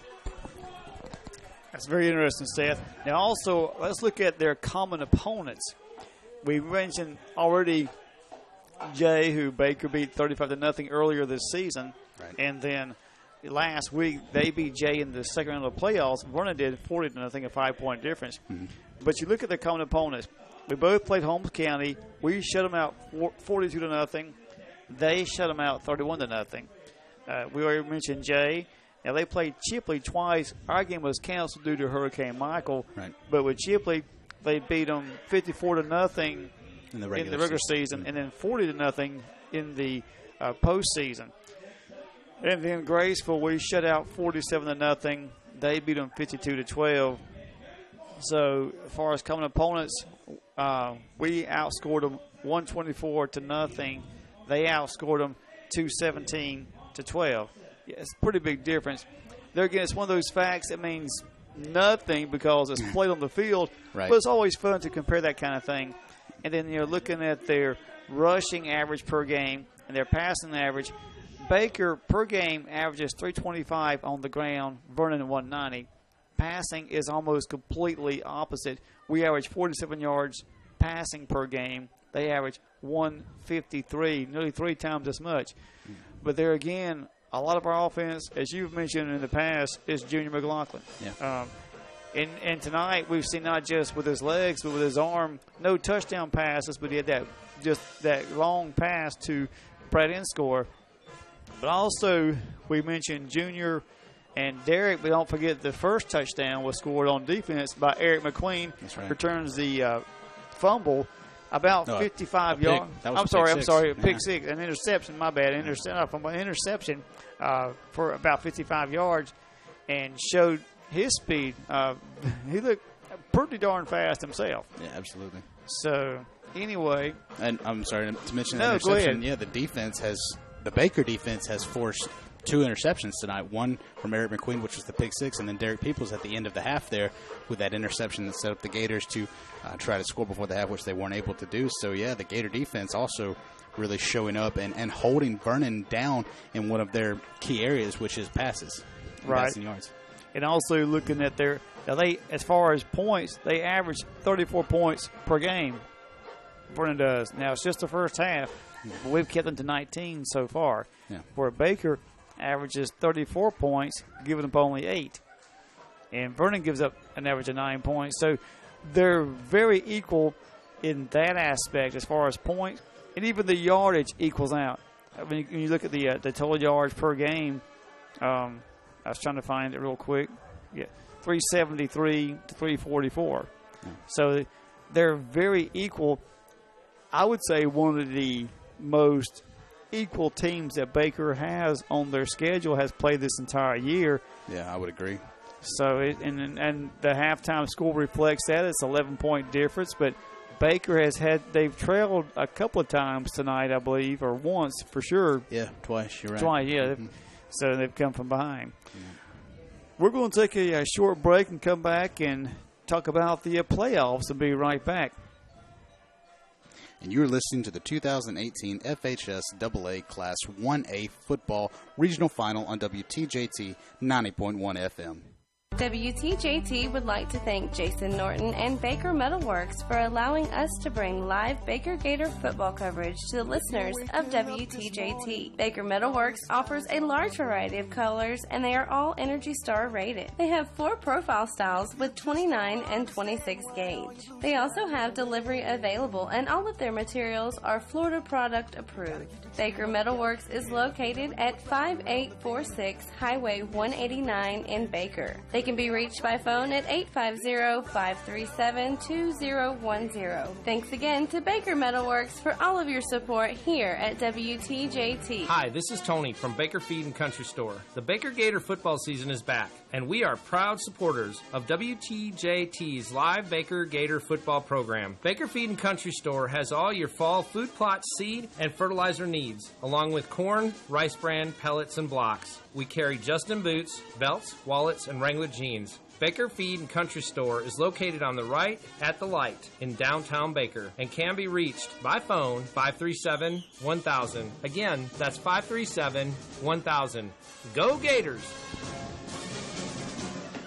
And welcome back. It is halftime here. Our halftime score is Baker 30 and Vernon 19. And have some scores that we want to pass along This is a final. Madison County has beat Chiefland 49-14. And in the fourth, it is Hawthorne 18, Pahokee 6. Now, Seth, if I'm correct on this, the winner, now Madison County will play either Hawthorne or Pahokee, and it looks like it may be Hawthorne. Yeah. Now, our score, or the team, whoever wins tonight, will face Port St. Joe or Jefferson. And in the fourth, it is Port St. Joe 28, Jefferson 14. Now, should Baker hang on and win, they'll play this last playoff game here at Baker against one of these two teams before the state championship in Orlando. I believe it's the weekend of December 6th through the 8th or something like that. Correct. Yeah. But anyway, just hopefully we not confuse anybody. Basically, Baker, if they win, will play either Jefferson County or Port St. Joe. And right now, Port St. Joe is ahead in the fourth, 28-14. And Madison County will play either Hawthorne or Pahokee. And right now, Hawthorne is ahead 18-6 in the fourth quarter. So that's kind of the way it lines out.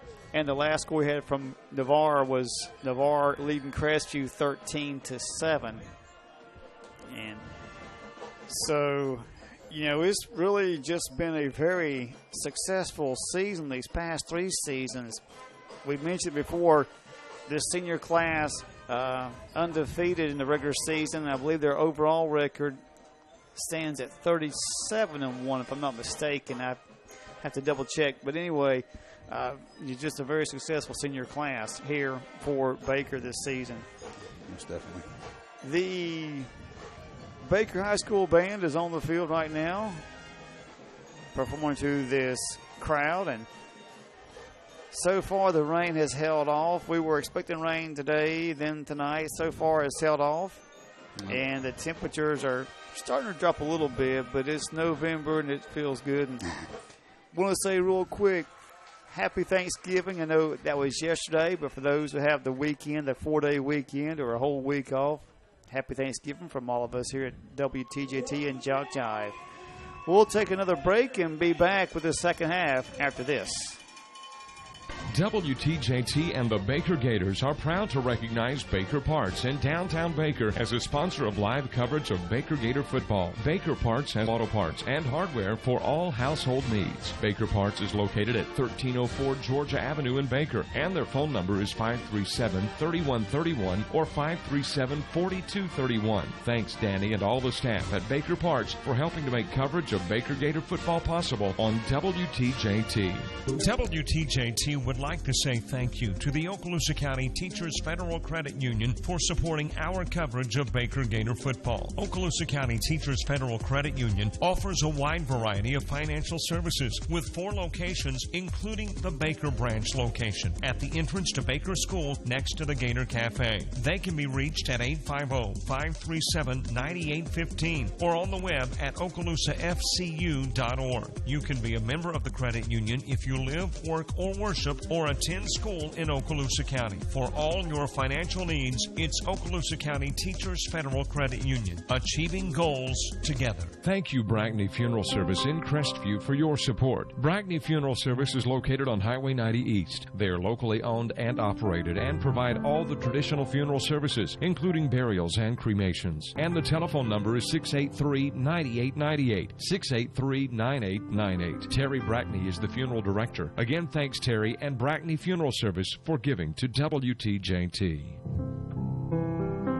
WTJT is honored to recognize the support of Adams Sanitation to this ministry. Adams is locally owned and operated and has been for more than 35 years. They offer twice weekly pickup featuring automated trucks. No bagging of trash required. Adams also offers complimentary pickup of small bulk items, appliances, bagged yard waste, plus complimentary service to any church within their service area. They have 65 or 96-gallon rolling cans and pricing plans specifically for the senior 65 and older. The phone number to Adams Sanitation is 537-3282. The website is adamsanitation.com.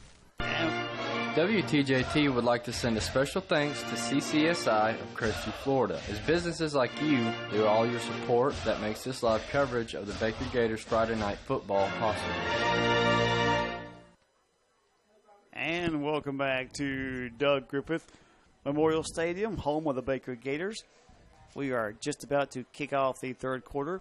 Our halftime score, Baker 30 and Vernon 19. Both teams are back on the field. And Seth, what do you look for this second half between Baker and Vernon? Well, I look for them to continue to do, for Baker, what worked in the first half, which was that wildcat formation with Junior McLaughlin and then Derek Peoples as his running back, and then setting up some play-action passes in which Junior can roll out and maybe hit his big wide receiver Brad in score on a deep route. And also their defense to continue to try to play lights out and try to really contain Kwan Powell. He had several big runs, 3 big runs in that first half, which were really momentous, and a couple of times actually changed the lead in Vernon's favor. But towards the end of that first half, the defense was really able to keep him contained and keep him from making big plays. So if the Gators have made their adjustments as they've really done all season, you can look for them to really start to separate themselves here in the second half. And Vernon is just going to have to try to combat the adjustments that Baker has made, maybe find a way to contain this Wildcat offense of Baker and also continue to give Quan Powell some opportunities to get some big yards and make some more scores, close this gap up a little bit. Well, Baker head coach Matt Brunson began his head coach career over at Vernon. Right. He was head coach there from 1997 to 2000, just 4 years. But those 4 years, Seth, he went 35-12, had 3 district titles and 1 region title, and his playoff record was 5-3. Of course, that's been 18 years ago, but successful at Vernon and been successful at Crestview and now at Baker. And we are just about set for this third quarter kickoff. The Gators will be kicking off to start this third quarter. Be interesting to see now if Brian Holly kicks it away. The last kickoff, he did kick straight away instead of the pooch kick. And we'll see. Now back deep. Looks like it's Christian Proctor. I don't see Kwan Powell. Kwan Powell's over here by the 35-yard line. Yep, kind of awaiting that pooch kick area where Brian Holly normally kicks. So if he kicks deep, he's going to have Proctor waiting. If he kicks a little short, he'll have Kwan Powell up there trying to make a return out of this. I believe also Zyquez Brown is over there on the other side for Vernon. There's your whistle. We're underway from Baker to start this third quarter. Baker on top 30-19.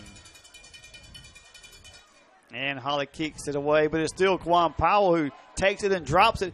Now picks it back up at the 27, and he's running backwards. He's going to be dropped down. Finally brought down by the Baker Gators.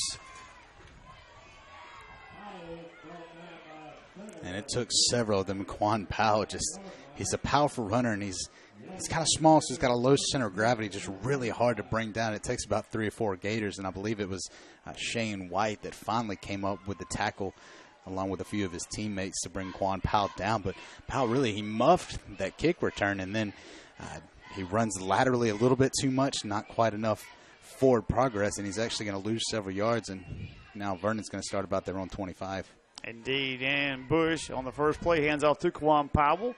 And Kwan Powell is wrapped up by Trey Colmetz and Devin Jordan about the 29-yard line. 30-yard line, be a 5-yard pickup for the Yellow Jackets. That's really what this Gator defense has to do, is slow Kwan Powell down at the line and then let the linebackers come up and finish the job. And that time it's also one of the defensive backs, and Trey Colmetz, who also comes up to help bring Powell down after about a 5-yard gain. 11:21 to go in the third quarter. Baker on top 30-19. Second down 5 for Vernon from their 30. Again, Bush hands off to Kwan Powell. He's hitting the backfield immediately. A great play by Sean McLeod. Drops him for a yard loss back to the 29. Brings up third down and 6 for the Yellow Jackets. Sean McLeod, such a great defensive tackle. Last week we saw he blocked I believe it was a punt, right? And he returned it for a touchdown. This time making some plays on that time a second down. Drops Kwan Powell in the backfield for a short loss.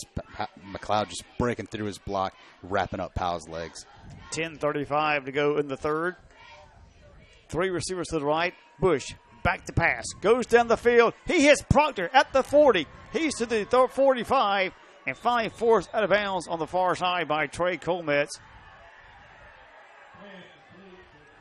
But it's a first down for Vernon, but what a pass play, Seth, from Devion Bush to Christian Proctor. A great pass and a pretty good catch. Yeah, that like a breakdown in coverage, too. The Gator defensive back just never turned his head to look for the ball, and Proctor just jumps, times it just right, brings it down, picks up a great first down, and now moving closer toward that 50-yard line. Yeah, 10:24 to go in the third. 30-19. Baker leads, but it's the Yellow Jackets moving the ball. 1st and 10 from their 45. Pitch back goes to Quan Powell. He finds an opening, and he's brought down by Devin Jordan and Derek Peoples at the Baker 48-yard line. And you can't let Quan Powell outflank you that time. They're able to box him in, keep him from breaking outside to hit that sideline and take it upfield, close on him quick and stop him. Still a pretty good gain on first down. Brings up about a 2nd and 2, looks like. Yeah, correction. That was Carter Mason and Derek Peoples on the tackle. But 2nd down and 2 from the Baker 48. Bush hands off to Quan Powell, bounces to the left side. He's across the 40. Still going, and finally tripped up near the 35-yard line. A touchdown-saving tackle by the Gators. Yeah, it looked like that time they lost contain again, and as Powell is able to find some room on that far side, he just gets outside, and there's no one quite there to take him down before he picks up the first down, now deeper into Gator territory. Yeah, John Metaleska, makes the touchdown-saving tackle. But it's 1st and 10. Vernon ball at the Baker 37-yard line. 9:28 to go in the third quarter. Baker on top, 30-19. Again, Bush hands off to Powell, and Powell this time gains only a couple yards.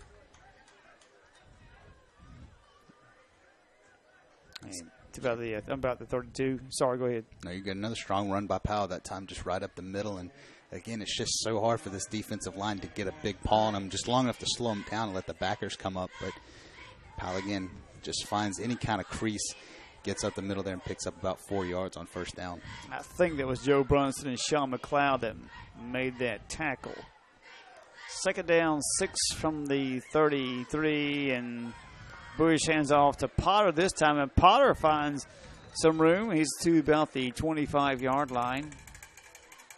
Potter doesn't quite have the explosiveness of his counterpart in Powell, but still a formidable runner in and of himself, and that time able to pick up about 2 or 3 yards on 2nd down, give him a 3rd and medium to work with. Yeah, tackle made by Devin Jordan. Ball at the 31 brings up 3rd down and 4 for the Jackets. 8:18 to go in the third quarter. Much for the play-action pass here on 3rd and short. Again, Potter in the backfield with Bush, and Bush keeps the ball. He runs behind Potter, but he is snagged down. Now, I believe that's Derek Peoples. Yeah, Peoples coming in, or actually that might have been Peyton Rockwell. Yeah, it was Peyton Rockwell. Yeah, Peyton Rockwell coming up on a safety blitz, and he's just in the backfield immediately, and Devion Bush makes a poor decision on the read option there. Instead of handing it off to Powell, he decides to keep it and try to run behind him. And there's just absolutely nowhere to go, and Rockwell is just in his grill immediately. Brings up a 4th and short in here, and Vernon going for it. 4th and 4. 7:31 to go, and Bush hands off to Powell. He is stopped short of the first down. A great play. That is Sean McLeod. Yep. And Eric McQueen. Eric McQueen making that. So they rise to the occasion and stop Vernon from a drive that looked like it had some promise to it and stop them short of the first down. And Baker takes over 1st and 10 at their 31. So it was a good drive by Vernon, but a better defensive stand by Baker. That's right. 7:25 left in the third. Baker 30 and Vernon 19. And second time tonight that the Gators have come up with a 4th down stop. And that time Sean McLeod and McQueen just bring down Powell. Derek Peoples off the right side. He's across the 35 and stopped shy of the 40-yard line. A good run by Derek Peoples out to about the 38-yard line, about a 7-yard pickup. 2nd down 3 for the Gators. This is what they're going to continue to have to do in this second half between Peoples and McLaughlin. That time Peoples gets it, follows that right side that he's loved all night, find some good room to pick up about 7 yards on first down. But it looks like we're going to have a false start here, and that's going to take away about half of those yards. Well, I saw a couple of the Yellow Jackets jump off sides, but you said they may have been drawn off, Yeah. Afraid so. We'll see. Because the flag was thrown in the Baker backfield, and they're walking backwards. So, as you said, false start against the Gators. So now 2nd down and 8. And the ball is back about the 33-yard line. 6:55 to go in this third quarter. Baker leads it 30-19. Junior McLaughlin back in the Wildcat formation, and McLaughlin rolls right, looks to pass, goes to the air. He was trying to hit Eric McQueen. It was just off his fingertips, goes incomplete. That'll bring up 3rd down 8 for the Gators. And if you're McQueen, you're kicking yourself because he's wide open out there in the flats, just has nothing but green grass, would pick up a first down and probably then some, but instead he's going to be come up with an incomplete pass. But McLaughlin had him open. It's a good pass, but McQueen just not quite able to bring that one in. They'll have a 3rd and long here now. We'll see if McLaughlin might get a chance to throw this one again. 6:35 left in the third. Jack Adams in motion. McLaughlin rolls to his left. Tucks the ball away. He's trying to turn that corner. Cuts it up. He's across midfield. He's at the 40, the 35. And he's finally forced down. Tackle made by Christian Proctor. Was a first down run by McLaughlin. He's into Yellow Jacket territory at the 31-yard line. That's a great run by McLaughlin. That time he's able to break outside, and Freeport just loses contain. McLaughlin makes him pay for it, takes it up the sideline almost untouched until he gets taken down by Proctor up there at the 31 of Vernon. Yeah, he was trying to turn that corner, and there was almost nowhere to run because he was right there by the sideline, but cuts it back in and just comes right down the sideline. And a great run by Junior to the 31.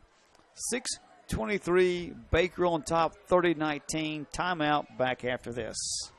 And you are listening to the 2018 FHS AA Class 1A Regional Final on WTJT 90.1 FM. One of our sponsors this year for our live coverage of Baker Gator varsity football is Wise Equipment in Crestview. Wise Equipment specializes in sales and services of Kubota and John Deere mowers and tractors. They carry Steel and John Deere chainsaws, line trimmers, and blowers. Plus, they have John Deere toys. All products are backed by a manufacturer's warranty. Wise Equipment is located at 1147 South Verdon Boulevard in Crestview and can be reached at 850-682-3366. And welcome back. And Seth, that was actually about a 36-yard run by Junior that time for the first down. Again, Wildcat formation. Fakes to Derek Peoples and keeps the ball and fighting for some yards across the 25. It's taking a whole swarm of Jackets to bring him down. He was getting some great blocks from two of his linemen there, and he's forced out of bounds by Kane Neal. But that's another Baker first down. But he was getting some help from Gavin Vaccarello and I believe Taylor Barrow on that left side. And, like I mentioned earlier, if you're going to take down McLaughlin, you better have eaten your Wheaties this morning. You've got to be strong and powerful if you're going to pull down McLaughlin. And Neal not quite able to until McLaughlin picks up that first down, not even bring him to the ground, pulls him out of bounds. Final score for Pahokee. Hawthorne has beaten Pahokee 25-6. So next week it'll be Hawthorne and Madison County. And the last score for, Port St. Joe is now ahead of Jefferson 35-20. As we said, the winner between Port St. Joe and Jefferson will play the winner here between Baker and Vernon. That's a first down run by Junior McLaughlin, trying to find some room on that right side. Just can't quite find any space, taken down after about a yard gain. 2nd and 9 now. From the 16, and a whistle as he hands off to Derek Peoples, and a flag comes in, and that's usually against the offense most of the time. 5:28 left in this third quarter. 30-19 Baker, and it is illegal procedure against the Gators. Now looks like McQueen is coming out. Trey Colmetz and Brad Inscore into the Baker lineup. But Baker still one of their own worst enemies in these penalty artists. They get these great plays, keep moving themselves downfield, and then penalties just dropping them back. And so now instead of a 2nd and 9, they'll have a 2nd and 14 from their from the Vernon 21-yard line. 5:11 to go in the third.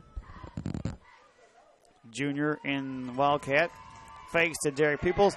Junior to the 10, the 5, touchdown, Baker Gators. Behold, as a flag comes in as Junior crosses the goal line, a flag comes in, and that's going to nullify that touchdown holding against the Gators. And what did I just say? About 30 seconds ago, the Gators getting in their own way, and that time it's a holding penalty. And that's going to negate a Junior McLaughlin touchdown. A great run. Finds plenty of room on that left side, but the hold is going to bring him back. And now they'll have a 2nd and about 24 instead of the 2nd and 14. Or excuse me, maybe about a 2nd and 20. Yeah, ball back at the 26-yard line. 4:58 to go in this third quarter. Brad Inscore and Derek Peoples goes wide to the right. Peyton Rockwell under center. First time tonight. And he's going to bootleg it on the right side. And Peyton finds some open ground, some open space to run through. And he's to about the 16-yard line. And the Gators quarterback, also a great runner on the year, actually. Rockwell has 30 carries for 193 yards and 3 touchdowns, so averaging about 6 yards per carry. And that time, that's a great run. Gets about 11. That's going to give him a 3rd and 9 to work with this time. And it looks like Peyton's going to stay in there for this 3rd down. Joe Brunson comes in as Brad Inscore comes out. 4:25 to go in the third quarter. Baker's on top, 30-19. As Seth said, 3rd down and 9. And now a timeout has been taken by the Baker Gators, and we'll take it as well. The Florida High School Athletic Association recognizes its corporate partners who help make the FHSAA Football Championships possible. Team IP, the official merchandising company of the FHSAA. Gatorade Thirst Quencher, fueling the future. Mainline Events, the official photo company of the FHSAA. Balfour, the official supplier of championship rings for the FHSAA. Spectrum Sports, the official television partner of the FHSAA. Max Preps, official scores and statistics of the FHSAA. GoFan, official online ticket provider of the FHSAA. The NFHS Network, the official online partner of the FHSAA. And Wilson, provider of the official game ball for the 2018 FHSAA Football Championships. And you are listening to the 2018 Region Class 1A Region Finals on WTJT 90.1 FM. And welcome back to Baker after a timeout by the Gators. They are back on the field, facing 3rd down and 9 from the Vernon 11-yard line. Now John Madaleska comes into the lineup. 4:18 to go in this third quarter. Baker back on top, 30-19. Junior quarterback keeper trying to find somewhere to go on that left side, and he's going to be brought down after a short gain to the 14-yard line. So now 4th and about 7 for the Gators.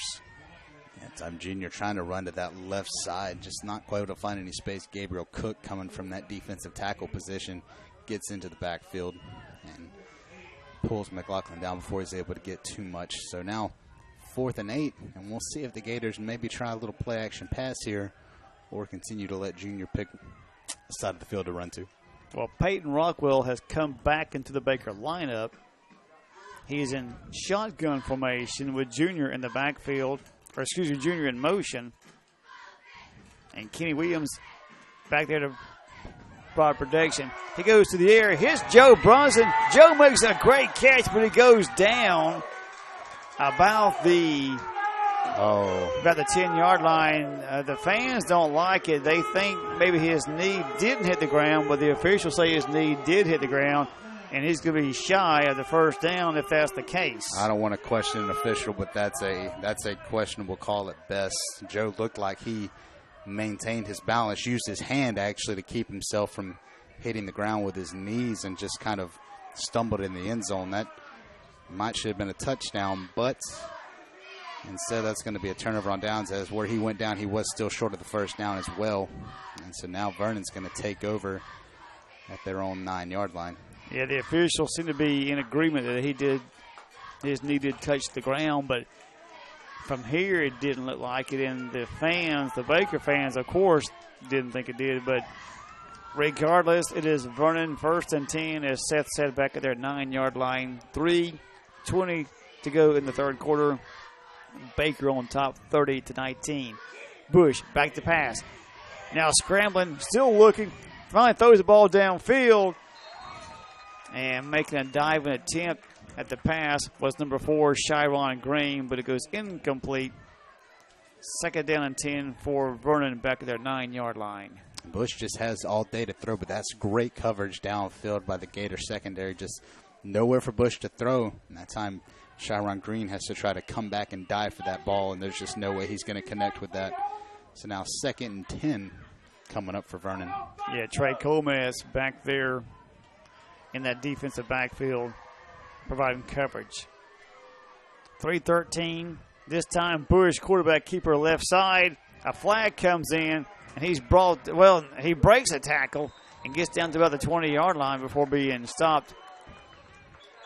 It's like Joe Brunson and Eric McQueen down there to bring him down. The fans are saying it's holding against the Yellow Jackets. We'll see what the white hat has to say. Yeah, but the fans aren't wearing white hats, and it is holding.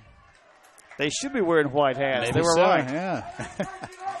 That's going to negate a pretty good run by Devion Bush to that left side as he kept it himself. But yeah, I thought Carter Mason had him down back there, and he just broke that tackle. But it's a 10-yard penalty, so it's half the distance, and they'll place the ball back about the 4-yard line. And this is a hungry, fierce Gator defense. Look for them to pin their ears back and really come after Vernon here. Maybe try to force a turnover or a safety. 2:50 left in this third quarter. Gators on top, 30-19. And Bush hands off to Kawan Powell, and Powell is brought down by Kenny Williams about the 8-yard line, a 4-yard pickup, but it's going to still be 3rd down and about 10. Yeah, I believe that was Kenny Williams and Devin Jordan. Devin Jordan from that nose tackle position makes the initial hit on Powell, and then Kenny Williams helps finish him off. And that's going to be a 3rd and pretty long to work with here as Vernon's in the shadow of their own goalpost still. We'll see if the Gators bring some heavy pressure on 3rd and long. 2:12 to go in the third quarter. Gators on top, 30-19. And now looks like Vernon will take a timeout. 2:06, Baker on top, 30-19. Back in a moment. You're listening to the 2018 FHS AA Football Class 1A Region Final on WTJT 90.1 FM. We are proud to acknowledge the support of Whitehurst Powell Funeral Home in Crestview. They are a family-owned and operated funeral home, open 7 days a week, and can handle all funeral needs. Plus, they offer advanced planning. Whitehurst Powell is also home to the Southern Heritage Crematory. They are located at 436 James Lee Boulevard, and the phone number is 850-682-3052. Owner Andy Powell is committed to caring for you in your time of need, and is also proud to help make coverage of Baker Gator football possible. And welcome back. It helps to have the mic in front of your face, not on top of your head. Anyway, usually. Welcome back after a Vernon timeout. Back to live action, and the Jackets facing 3rd down 11 from their 8-yard line. 2:06 left in this third quarter. Baker on top, 30-19. Bush keeps the ball, runs to his left, trying to find somewhere to go, and brought down by the Baker defense. Like Kenny Williams and Joe Brunson over there making a tackle. It looked like he was about to find some daylight, but the Gators dashed those hopes pretty quick as he got over there toward that sideline. That's going to bring up a 4th and pretty short. Well, now the down marker still says third, but they're going to measure. So that's what they're doing. They're measuring to see just how close he was. Clock is stopped at 1:48, third quarter. And the score of Baker 30, Vernon 19. And they're measuring a ball that was about 3 feet from the sideline. So it's pretty close. That's about as close as I've ever seen the chain game have to come for a measurement on the ball. This one's going to be awful, awful close. We're still waiting. They have the chains out there on the field now and the ball on the ground. And now we're waiting for the official measurement. Still waiting. We'll keep you posted. There's still no official sign. The chain gang goes back to the sideline. And looks like it's going to be fourth down. Fourth and less than a yard. And Vernon is going for it. Oh, certainly. I'm not too surprised, but they're at their 19-yard line or just shy of it. And Bush hands off to Kawan Powell. He is stuffed in the backfield. He's going nowhere. Devin Jordan and Carter Mason, Joe Brunson and Kenny Williams and Brad Inscore there just to make sure. But what a gamble by Vernon that does not pay off. And Baker takes over in great field position. And here's the issue. That was a 4th and inches. And when I say inches, I mean the absolute bare minimum of inches, maybe 6 inches, and they line up in shotgun formation rather than under center and let the quarterback, Devion Bush, just dive over for the first down. Should have been an easy 4th down conversion. Instead, they start in shotgun several yards back from the line of scrimmage, and the Baker defense is just in the backfield immediately. Another 4th down stop for them. That's a good point, Seth. Derek Peoples on the handoff. Derek Peoples in the end zone. Touchdown, Baker Gators. But, yeah, you're right. On 4th and inches, why not put your quarterback right under center and just let him dive over? Yep. But, yeah, a shotgun, you're putting yourself 5, 7 yards back. Yeah, but and the Gators take advantage of it. And Derek Peoples with his second touchdown, I believe, of the night. Yep. And this is where you start to see the Gators create that separation. They've got all the momentum. Fans are on their feet, super rowdy now, super excited.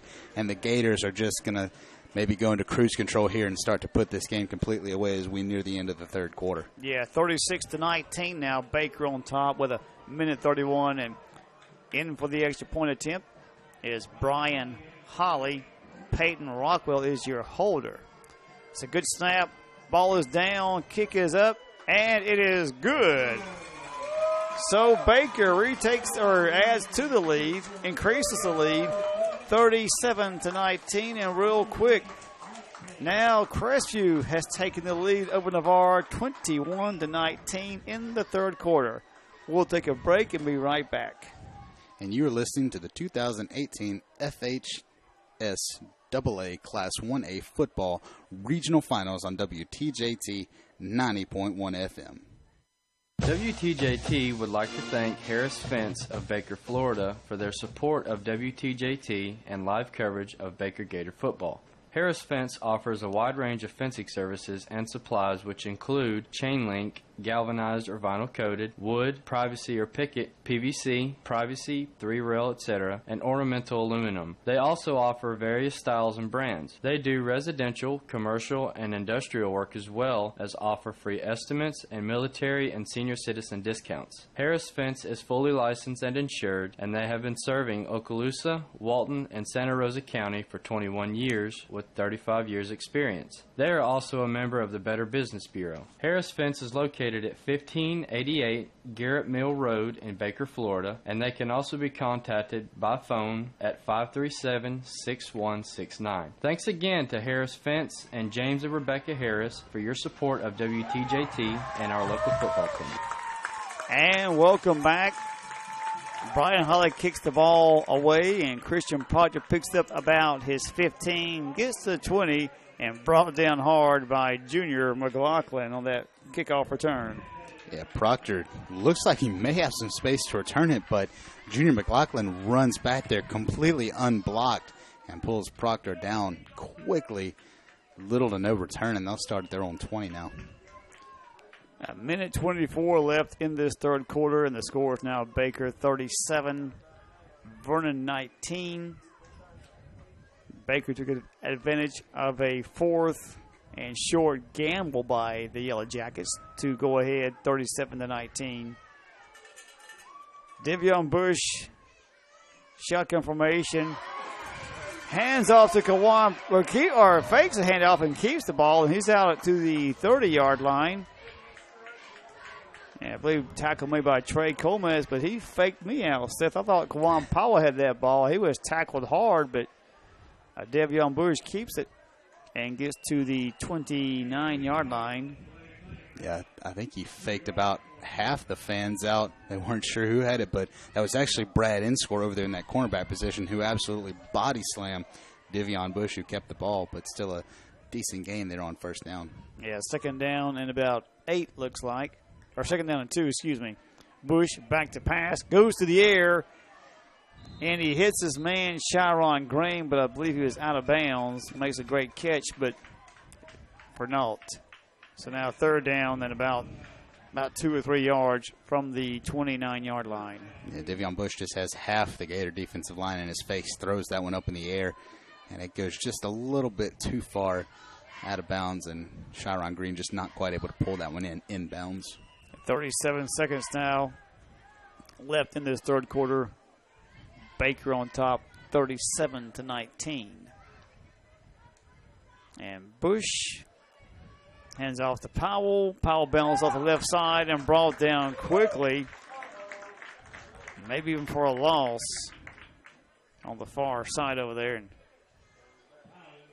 I believe so. And that looked like Joe Brunson playing at linebacker position over there, who pulls Powell down for, about a yard loss. And it really looks like the Gator defense has figured out Powell, and they're starting to have their way against him here in this second half. It is 4th and 4 from the 28, and this third quarter is going to end in about 1 second. And that's the end of 3 quarters. At the end of 3, your score, Baker 37, Vernon 19. Back in a moment. You're listening to the 2018 FHS Football Class 1A Regional Final on WTJT 90.1 FM. This radio ministry relies heavily upon its gracious supporters to survive, like Days Tire Pros in Crestview. In addition to tires with a national warranty, they have a complete car care center, providing brake jobs, front end and rear end alignments, oil change, lube and filter, shocks, belts, air conditioning, and so much more. Days is located where they've been for nearly 4 decades of service, on Highway 85 South, which is also home to Pack Rat Mini Storage. The phone number, 850-682-5088. Thanks, Kim and staff, for your support. Days Tire Pros, home of the hassle-free guarantee. And welcome back to Baker. As we start the fourth quarter, we have a final score, and this one of interest to Baker fans. It's a final score. Port St. Joe has beaten Jefferson County 35-20.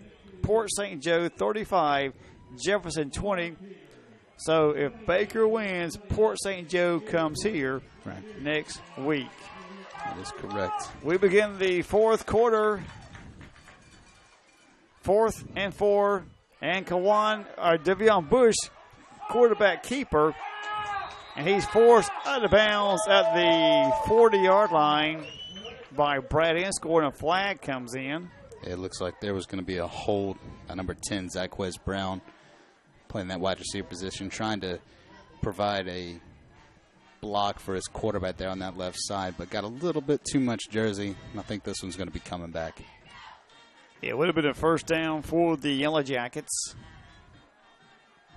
He had to get to the 32-yard line and got to the 40. But that is a hold, and that is going to march the Jackets back, and now they're going to have a 4th and 10-plus to convert for him. They placed the ball back at the 29-yard line. Oh, perhaps not. Oh, it's 10 yards from the spot of the foul, so it's actually going to be a shorter 4th down to convert, about a 4th and 1 instead of that 4th and 4. So that may be to their advantage. So 4th and 1 from the 29, and here we go. Bush takes the snap. Wants to pass. He's under pressure. Throws the ball away. It's going to fall well short of his intended receiver. And another flag comes in. They might get. Oh, that might be intentional grounding, actually. It was intentional grounding. Well, he was under pursuit from Eric McQueen and I believe John Metaleska. Yep, he was still in the tackle box and just threw completely out of bounds. No receivers anywhere near. That's going to change possession. The Gators are going to have the ball in spectacular field position. It looks like at about the Vernon 21. In the third quarter, Navarre 27, Crestview 21 in the third. And once again, Port St. Joe has beaten Jefferson 35-20. So should Baker hang on and win, Port St. Joe, the Sharks, will come to the Gators in the Swamp. That would be an interesting matchup, Sharks and Gators. That'd be an interesting matchup in the Wild, too. Indeed. 11:45 left in this ball game. Baker on top, 37-19. It is 1st and 10, Baker, about the 17-yard line. McLaughlin, direct snap, runs to his left. He's to the 10, the 5. He's to the goal line. Touchdown, Junior. Touchdown, Baker Gators. And at this point, the Gators are just on cruise control. McLaughlin is not even touched. Runs to that left side, gets great blocks from Taylor Barrow and Carter Mason. And McLaughlin just does what he's done all season. Wide open run, takes it in the end zone for a touchdown and gives his team an even larger lead. And like I said, this is what I expected the Gators to do in the second half. Continue to do what worked in the first half, make their adjustments on defense to contain that Freeport offense. And now they're just widening that gap in this game. You can't touch what you can't see. That's right. The extra point by Brian Holly is up, and it is perfect. 11:36 left in this ball game. Baker 43, Vernon 19. Back in a moment. For the latest official news about Florida high school sports, including results of all rounds in the 2018 FHSAA Football Championships, visit FHSAA.org, the official website of the Florida High School Athletic Association. That's www.fhsaa.org. Catch live and on-demand postseason coverage of Florida high school sports at www.nfhsnetwork.com. Brought to you by the NFHS Network, the official online partner of the FHSAA. Go ahead. No, you got it. And welcome back once again to Doug Griffith Memorial Stadium, home of the Baker Gators. And the Gators are in complete control of this game, dominating Vernon 44-19. 11:36 left in this ball game. And I was trying to remember, Seth, on your stats, Baker averages 38 points a game? Or 34. 34. Well, they have surpassed that. By a lot, yeah, by 10. and they might not be through yet. Might not be. Brian Holly set to kick off, and back deep is Christian Proctor for the Yellow Jackets. And the officials giving some instruction there to Holly. And he does kick it. It's a short kick. And Proctor picks it up, and Proctor is flattened.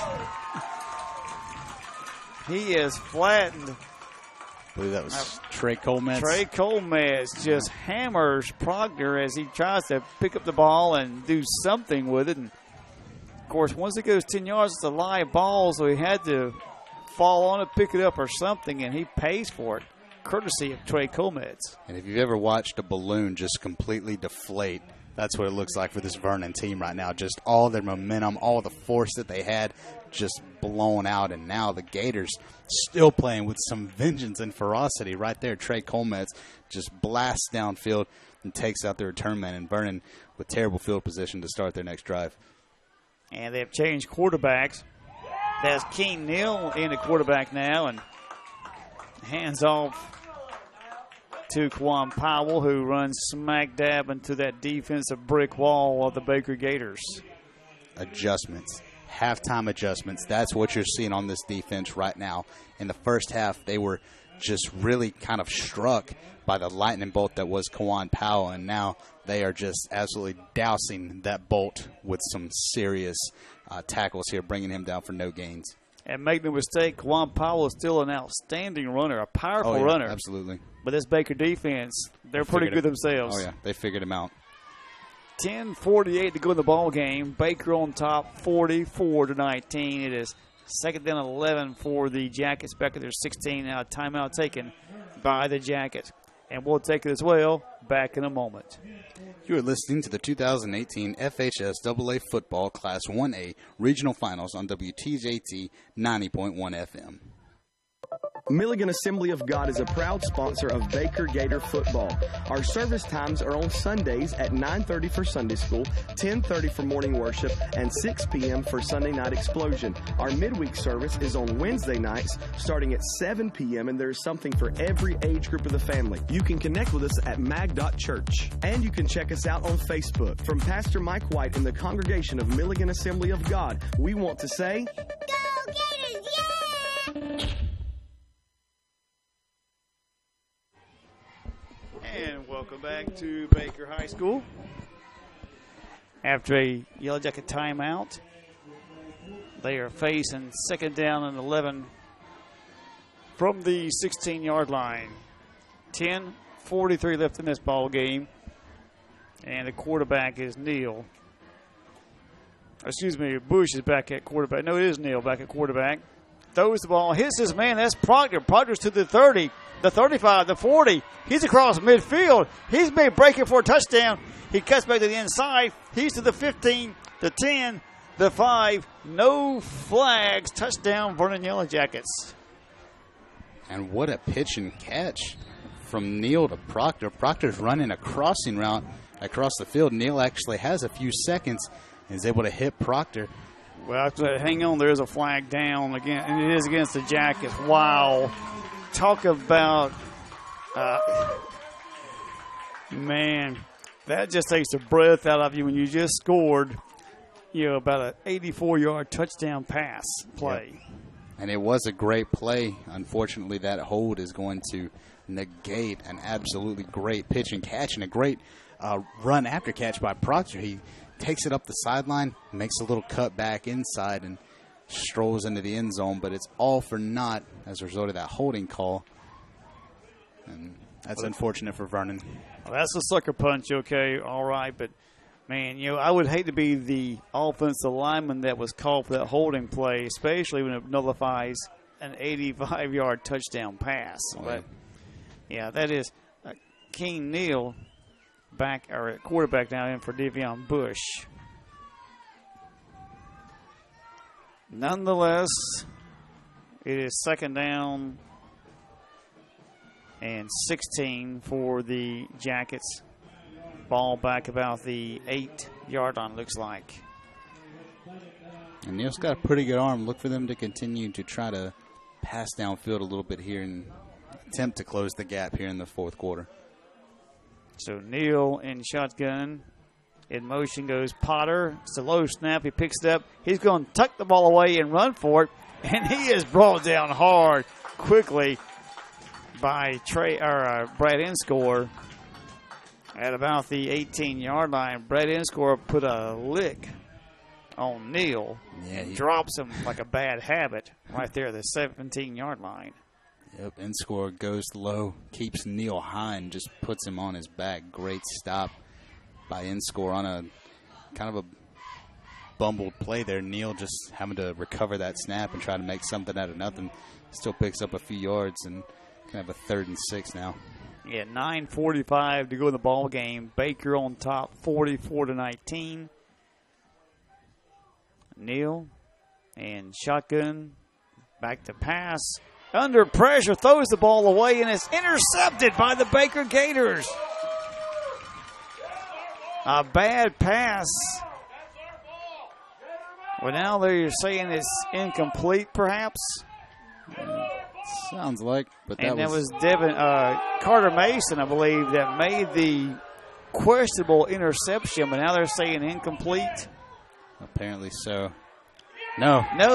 Okay, they went to the camera, to the replay, and giving the ball to the Baker Gators. So, what a play by Carter Mason. Right place, right time, and That's the definition of right place, right time. He's still coming off a block trying to get to the quarterback, and as he's getting slung down, Neal just makes a terrible decision and tries to throw that one away and right into the breadbasket of Carter Mason, who will gladly take that interception and give his team a chance to extend this lead a little bit more here in the fourth quarter. Well, talk about knocking the wind out of your sail, the wind out of your balloon, the whatever you want to call it. Yeah, they had an 84-yard touchdown pass called back because of holding, and now they throw an interception, and Baker right there at about the 16-yard line. And Junior is going to keep the ball, and he's to about the 10 before he's wrapped up by the Yellow Jackets. You know, coming into tonight, this was one of the few teams this season that we really thought would be able to stick with the Gators for longer than a half. But right near about the midway point of the second quarter, the Gators already started to pull away with that 11-point lead at halftime. And now in the second half, just completely blowing Freeport out of the water, already put up, I guess, about 20 points here in the second half. So, I mean, the Gators just really, 14 points here in the second half, but the Gators just really showing that they are not a team to be trifled with. McLaughlin hands off to Trey Cometz. They love that left side. Cometz into the end zone. Touchdown, Baker Gators. But, yeah, you know, the first game, Vernon has tripled their score from the first game, but Baker has doubled and then some, almost tripled theirs now. Yep, they have almost one more score, and that would definitely do it. But, yeah, just the second half, the Gators have done what it takes. It's all about adjustments. Coach Brunson is so brilliant, and his staff so brilliant at coming up with just the right adjustments to go into a second half and just dominate the other team for the last 24 minutes of the game. And that's what they've done here tonight, putting up these 21 points here in the second half and just extending this lead even more. It is 50-19 and now 51-19, courtesy of Brian Holly on the extra point. Now back-to-back extra points by Brian Holly. 8:38 left in this ball game. Baker 51 and Vernon 19, and back in a moment. You are listening to the 2018 FHS AA Football Class 1A Regional Finals on WTJT 90.1 FM. WTJT would like to thank Jason Norton and Baker Metalworks for allowing us to bring live Baker Gator football coverage to the listeners of WTJT. Baker Metalworks offers a large variety of colors, and they are all Energy Star rated. They have 4 profile styles with 29 and 26 gauge. They also have delivery available, and all of their materials are Florida product approved. Baker Metalworks is located at 5846 Highway 189 in Baker. They can be reached by phone at 850-537-2010. Thanks again to Baker Metalworks for all of your support here at WTJT. And welcome back to Baker. It is 51-19. Baker in control with 8:38 to go. And it's going to be Wofford at his 30-yard line. He's to the 40, the 45, the 50, and stopped just shy of the 50-yard line by the Baker Gators. And I believe Sean McLeod makes the tackle on Watford. Yeah, it was McLeod. That's a solid return by Watford. He's going to take it just about to midfield. So still showing a little bit of life on this Vernon return team. 8.5 to go in the ball game. And safety, they put up, I believe 2 scores apiece in the first quarter. And it's been a high-scoring affair, but now it's more lopsided toward the Baker side. Yeah. The Gators just doing what they've done, pulling away in the second half. I believe Keene Neal is still in at quarterback. And hands off to Kawan Powell, and he is popped by Peyton Rockwell, the Rock, and the son of the Rock. But what a hit by Peyton. Not getting much action at quarterback tonight, but taking advantage of that defense. Oh, yeah. And that time they slowed Quan Powell down at the line, got an arm around him, and as he's spinning, Peyton Rockwell just comes in and makes his head spin a little bit with that hit and takes him down to the ground. Brings up a 2nd and 5 for Vernon. From the Baker 46, 7:57 to go in this ball game. Baker leads at 51-19. And again, Neal hands off to Powell. He goes nowhere. He's brought down. He's sacked. Or excuse me, that was actually Micah Johnson, but he was sacked by, I believe that's Joshua Gamble. Yeah, big Josh Gamble coming in. He's now in it nose tackle for Devin Jordan, who's probably going to be done for the night as this game is well in hand, and he's making the most of every snap. And that time he is in the backfield. Immediately Micah Johnson has the ball, and then he has Joshua Gamble take him down for about a 3-yard loss. It is now 3rd down, 8 from the Baker 49.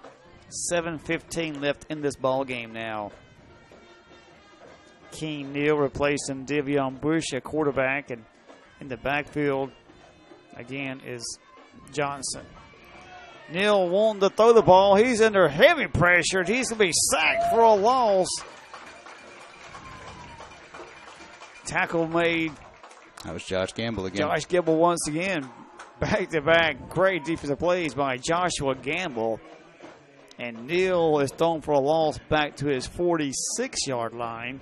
Brings up 4th and about 15 to go. 6.5 to go in this ball game. And that was a Gator defense that was already smelling blood. Saw that offense struggling, and Gamble just making the most of it. Gets in the backfield after Neal looks like he's escaped a couple of would-be sackers. Gamble just finishes him off, plants him in the ground. 4th and long here, and it looks like Vernon's actually going to go ahead and punt it away. Nobody deep for the Gators. And back to punt is Campbell for the Jackets, and it's a decent punt. It will hit about the 35-yard line, then roll down to the 25. And Baker will take over with 6:04 to go in this ball game. And they lead by 32 points.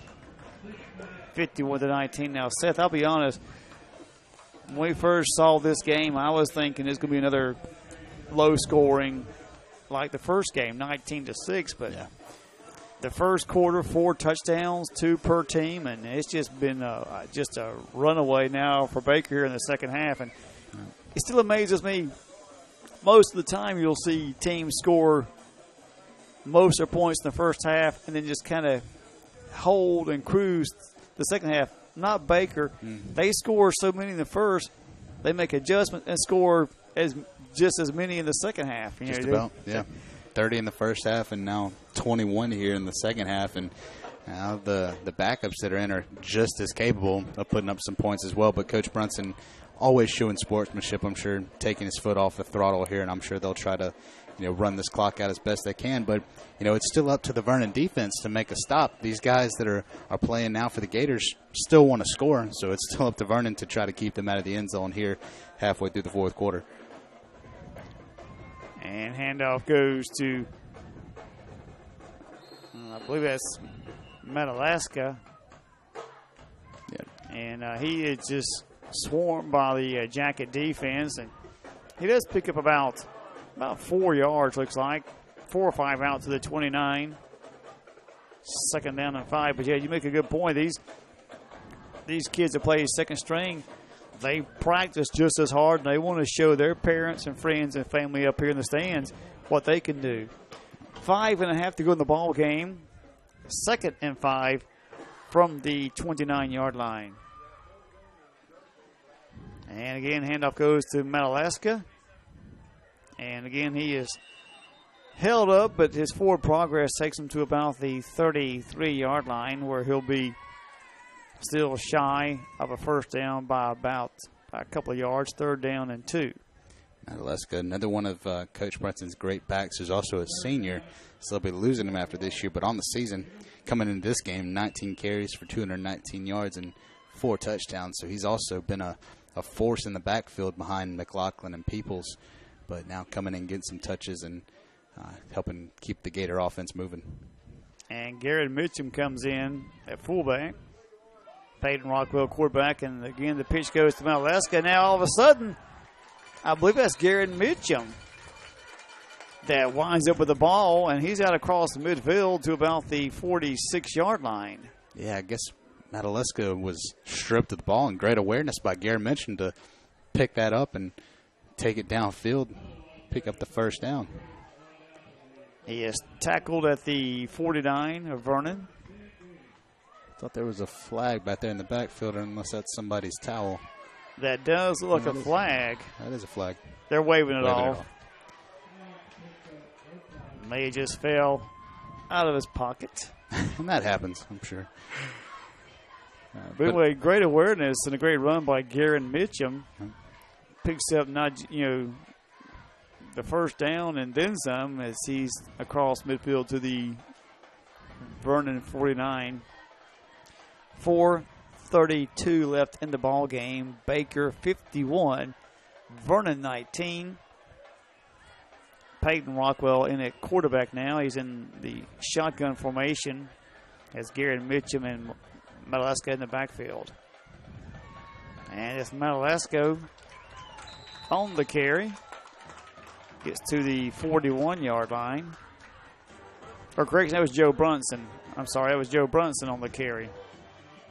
Joe Brunson, only a sophomore. Coach Brunson's son, who's a great running back, obviously a phenomenal linebacker, one of the leading tacklers on this defense, and also showing his skill as a running back there. Picks up about 7 or 8 yards on first down. It is now second down and about 2, looks like, from here. Ball at the 41 of the Yellow Jackets. Clock rolling, 3:45 to go in the ball game, and Peyton Rockwell now in at quarterback. Getting hands off to Joe Brunson, and this time Joe cuts it up inside, and he's tackled by Bobby Green, and a flag comes down. A legal procedure most likely against the Baker Gators. Yeah, it was. Like one of the linemen got a little bit of a head start, trying to get a block there for Joe Brunson. It's going to take him back about 5 yards and bring up about a 2nd and 8, looks like. Indeed, back at the 47-yard line. 3:35. Baker on top, 51-19. And I think, Seth, they just broke their points record for this season anyway. Season, yeah, 51 points. Previously 49, I believe. Broke that half-a-century mark. Peyton awaits the snap. Still waiting. Still waiting. There it comes, and now hands off to Joe Brunson. And Joe, he cuts up in the middle. Joe's to the 30, the 20, and he is a touchdown saving tackle by Kawan Powell. But what a burst of speed, and Joe gets up limping, but he's up walking that off. But, man, what a burst of speed by Joe Brunson. Just hits that line right up the middle and just cuts it to the right and would have scored except for Kawan Powell, that shoestring tackle he made. And Joe, no doubt, keeps his feet right there. No question. He definitely got the first down. And another great run by him on the year. 30 carries, 120 yards, and a touchdown to his credit. So, and like I said before, only a sophomore, so he's definitely going to be one of the up-and-coming backs Coach Brunson's going to love to utilize in the coming years. 1st and 10 from the 19-yard line. 2:43 to go in the ball game. Peyton hands off to Joe again. This time Joe hits the left side, and Joe is wrapped up and forced back. Kawan Powell throws him to the ground, and this crowd wants a flag, but I kind of wanted a flag. You did want a flag. I'll see if we can't buy you one when the game is over. I was throwing my own, but they don't listen to me up here. But that's not true. There was one person last week that said that he would listen to your flag or something like that. I'm having too much fun up here to go down there. They're doing a great job. They don't need us. That's right. We are now down to the 2-minute warning left in this ball game. Your Gators on top, 51-19. Peyton Rockwell into the Baker lineup. It is second down and about 7. The ball just inside the 15-yard line. And again, Joe Brunson with the ball left side. He gets down to about the 9-yard line before he's brought down by Vernon. And that'll be a first down, be first and goal, Baker inside the 9-yard line. 1:30 left in this ball game. That's another solid run by Joe Brunson, following up that left side. This time able to find just a little bit more room, pick up that first down, and now the Gators only going to have to run a couple more plays to put this game completely away, call it a night, and get ready for that. Looks like they are in the victory formation. The ever gracious sportsman that Coach Brunson is, not trying to run this score up anymore, just going to take a knee. But yes, so now it looks like next week Baker will be hosting Port St. Joe. They defeated Jefferson tonight, 35-20. And so Vernon will drop to 8-3, finish the season with 8 wins and 3 losses. Not a bad season for the Yellow Jackets. And Baker goes to 12-0. And now they are 1 game away from the state championship. And there's another knee by Peyton Rockwell. We're down to 20 seconds. And that's going to wrap it up. Your Baker Gators have won the regional playoffs. They defeat Vernon 51-19. And next week they'll be here 7:30 to face the Port St. Joe Sharks.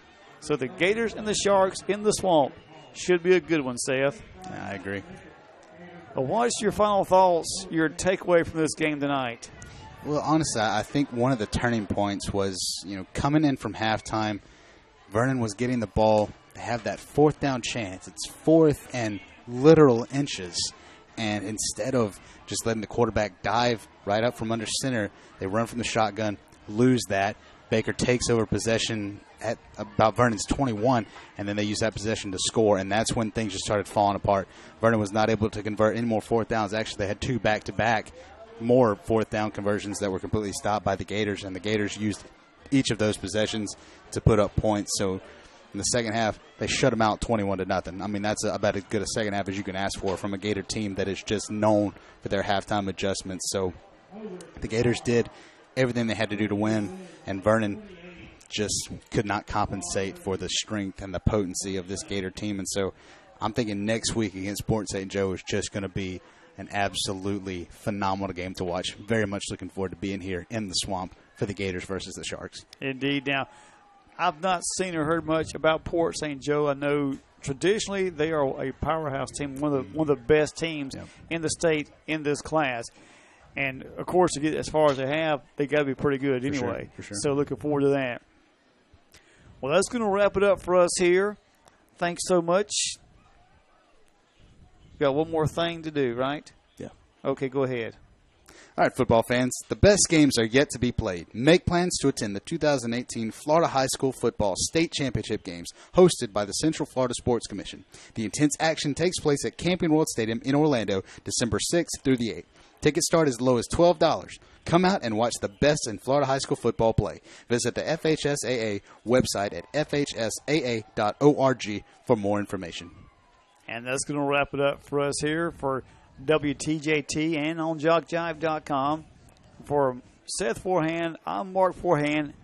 Enjoy the rest of your Thanksgiving holiday weekend. We'll see you next Friday right here.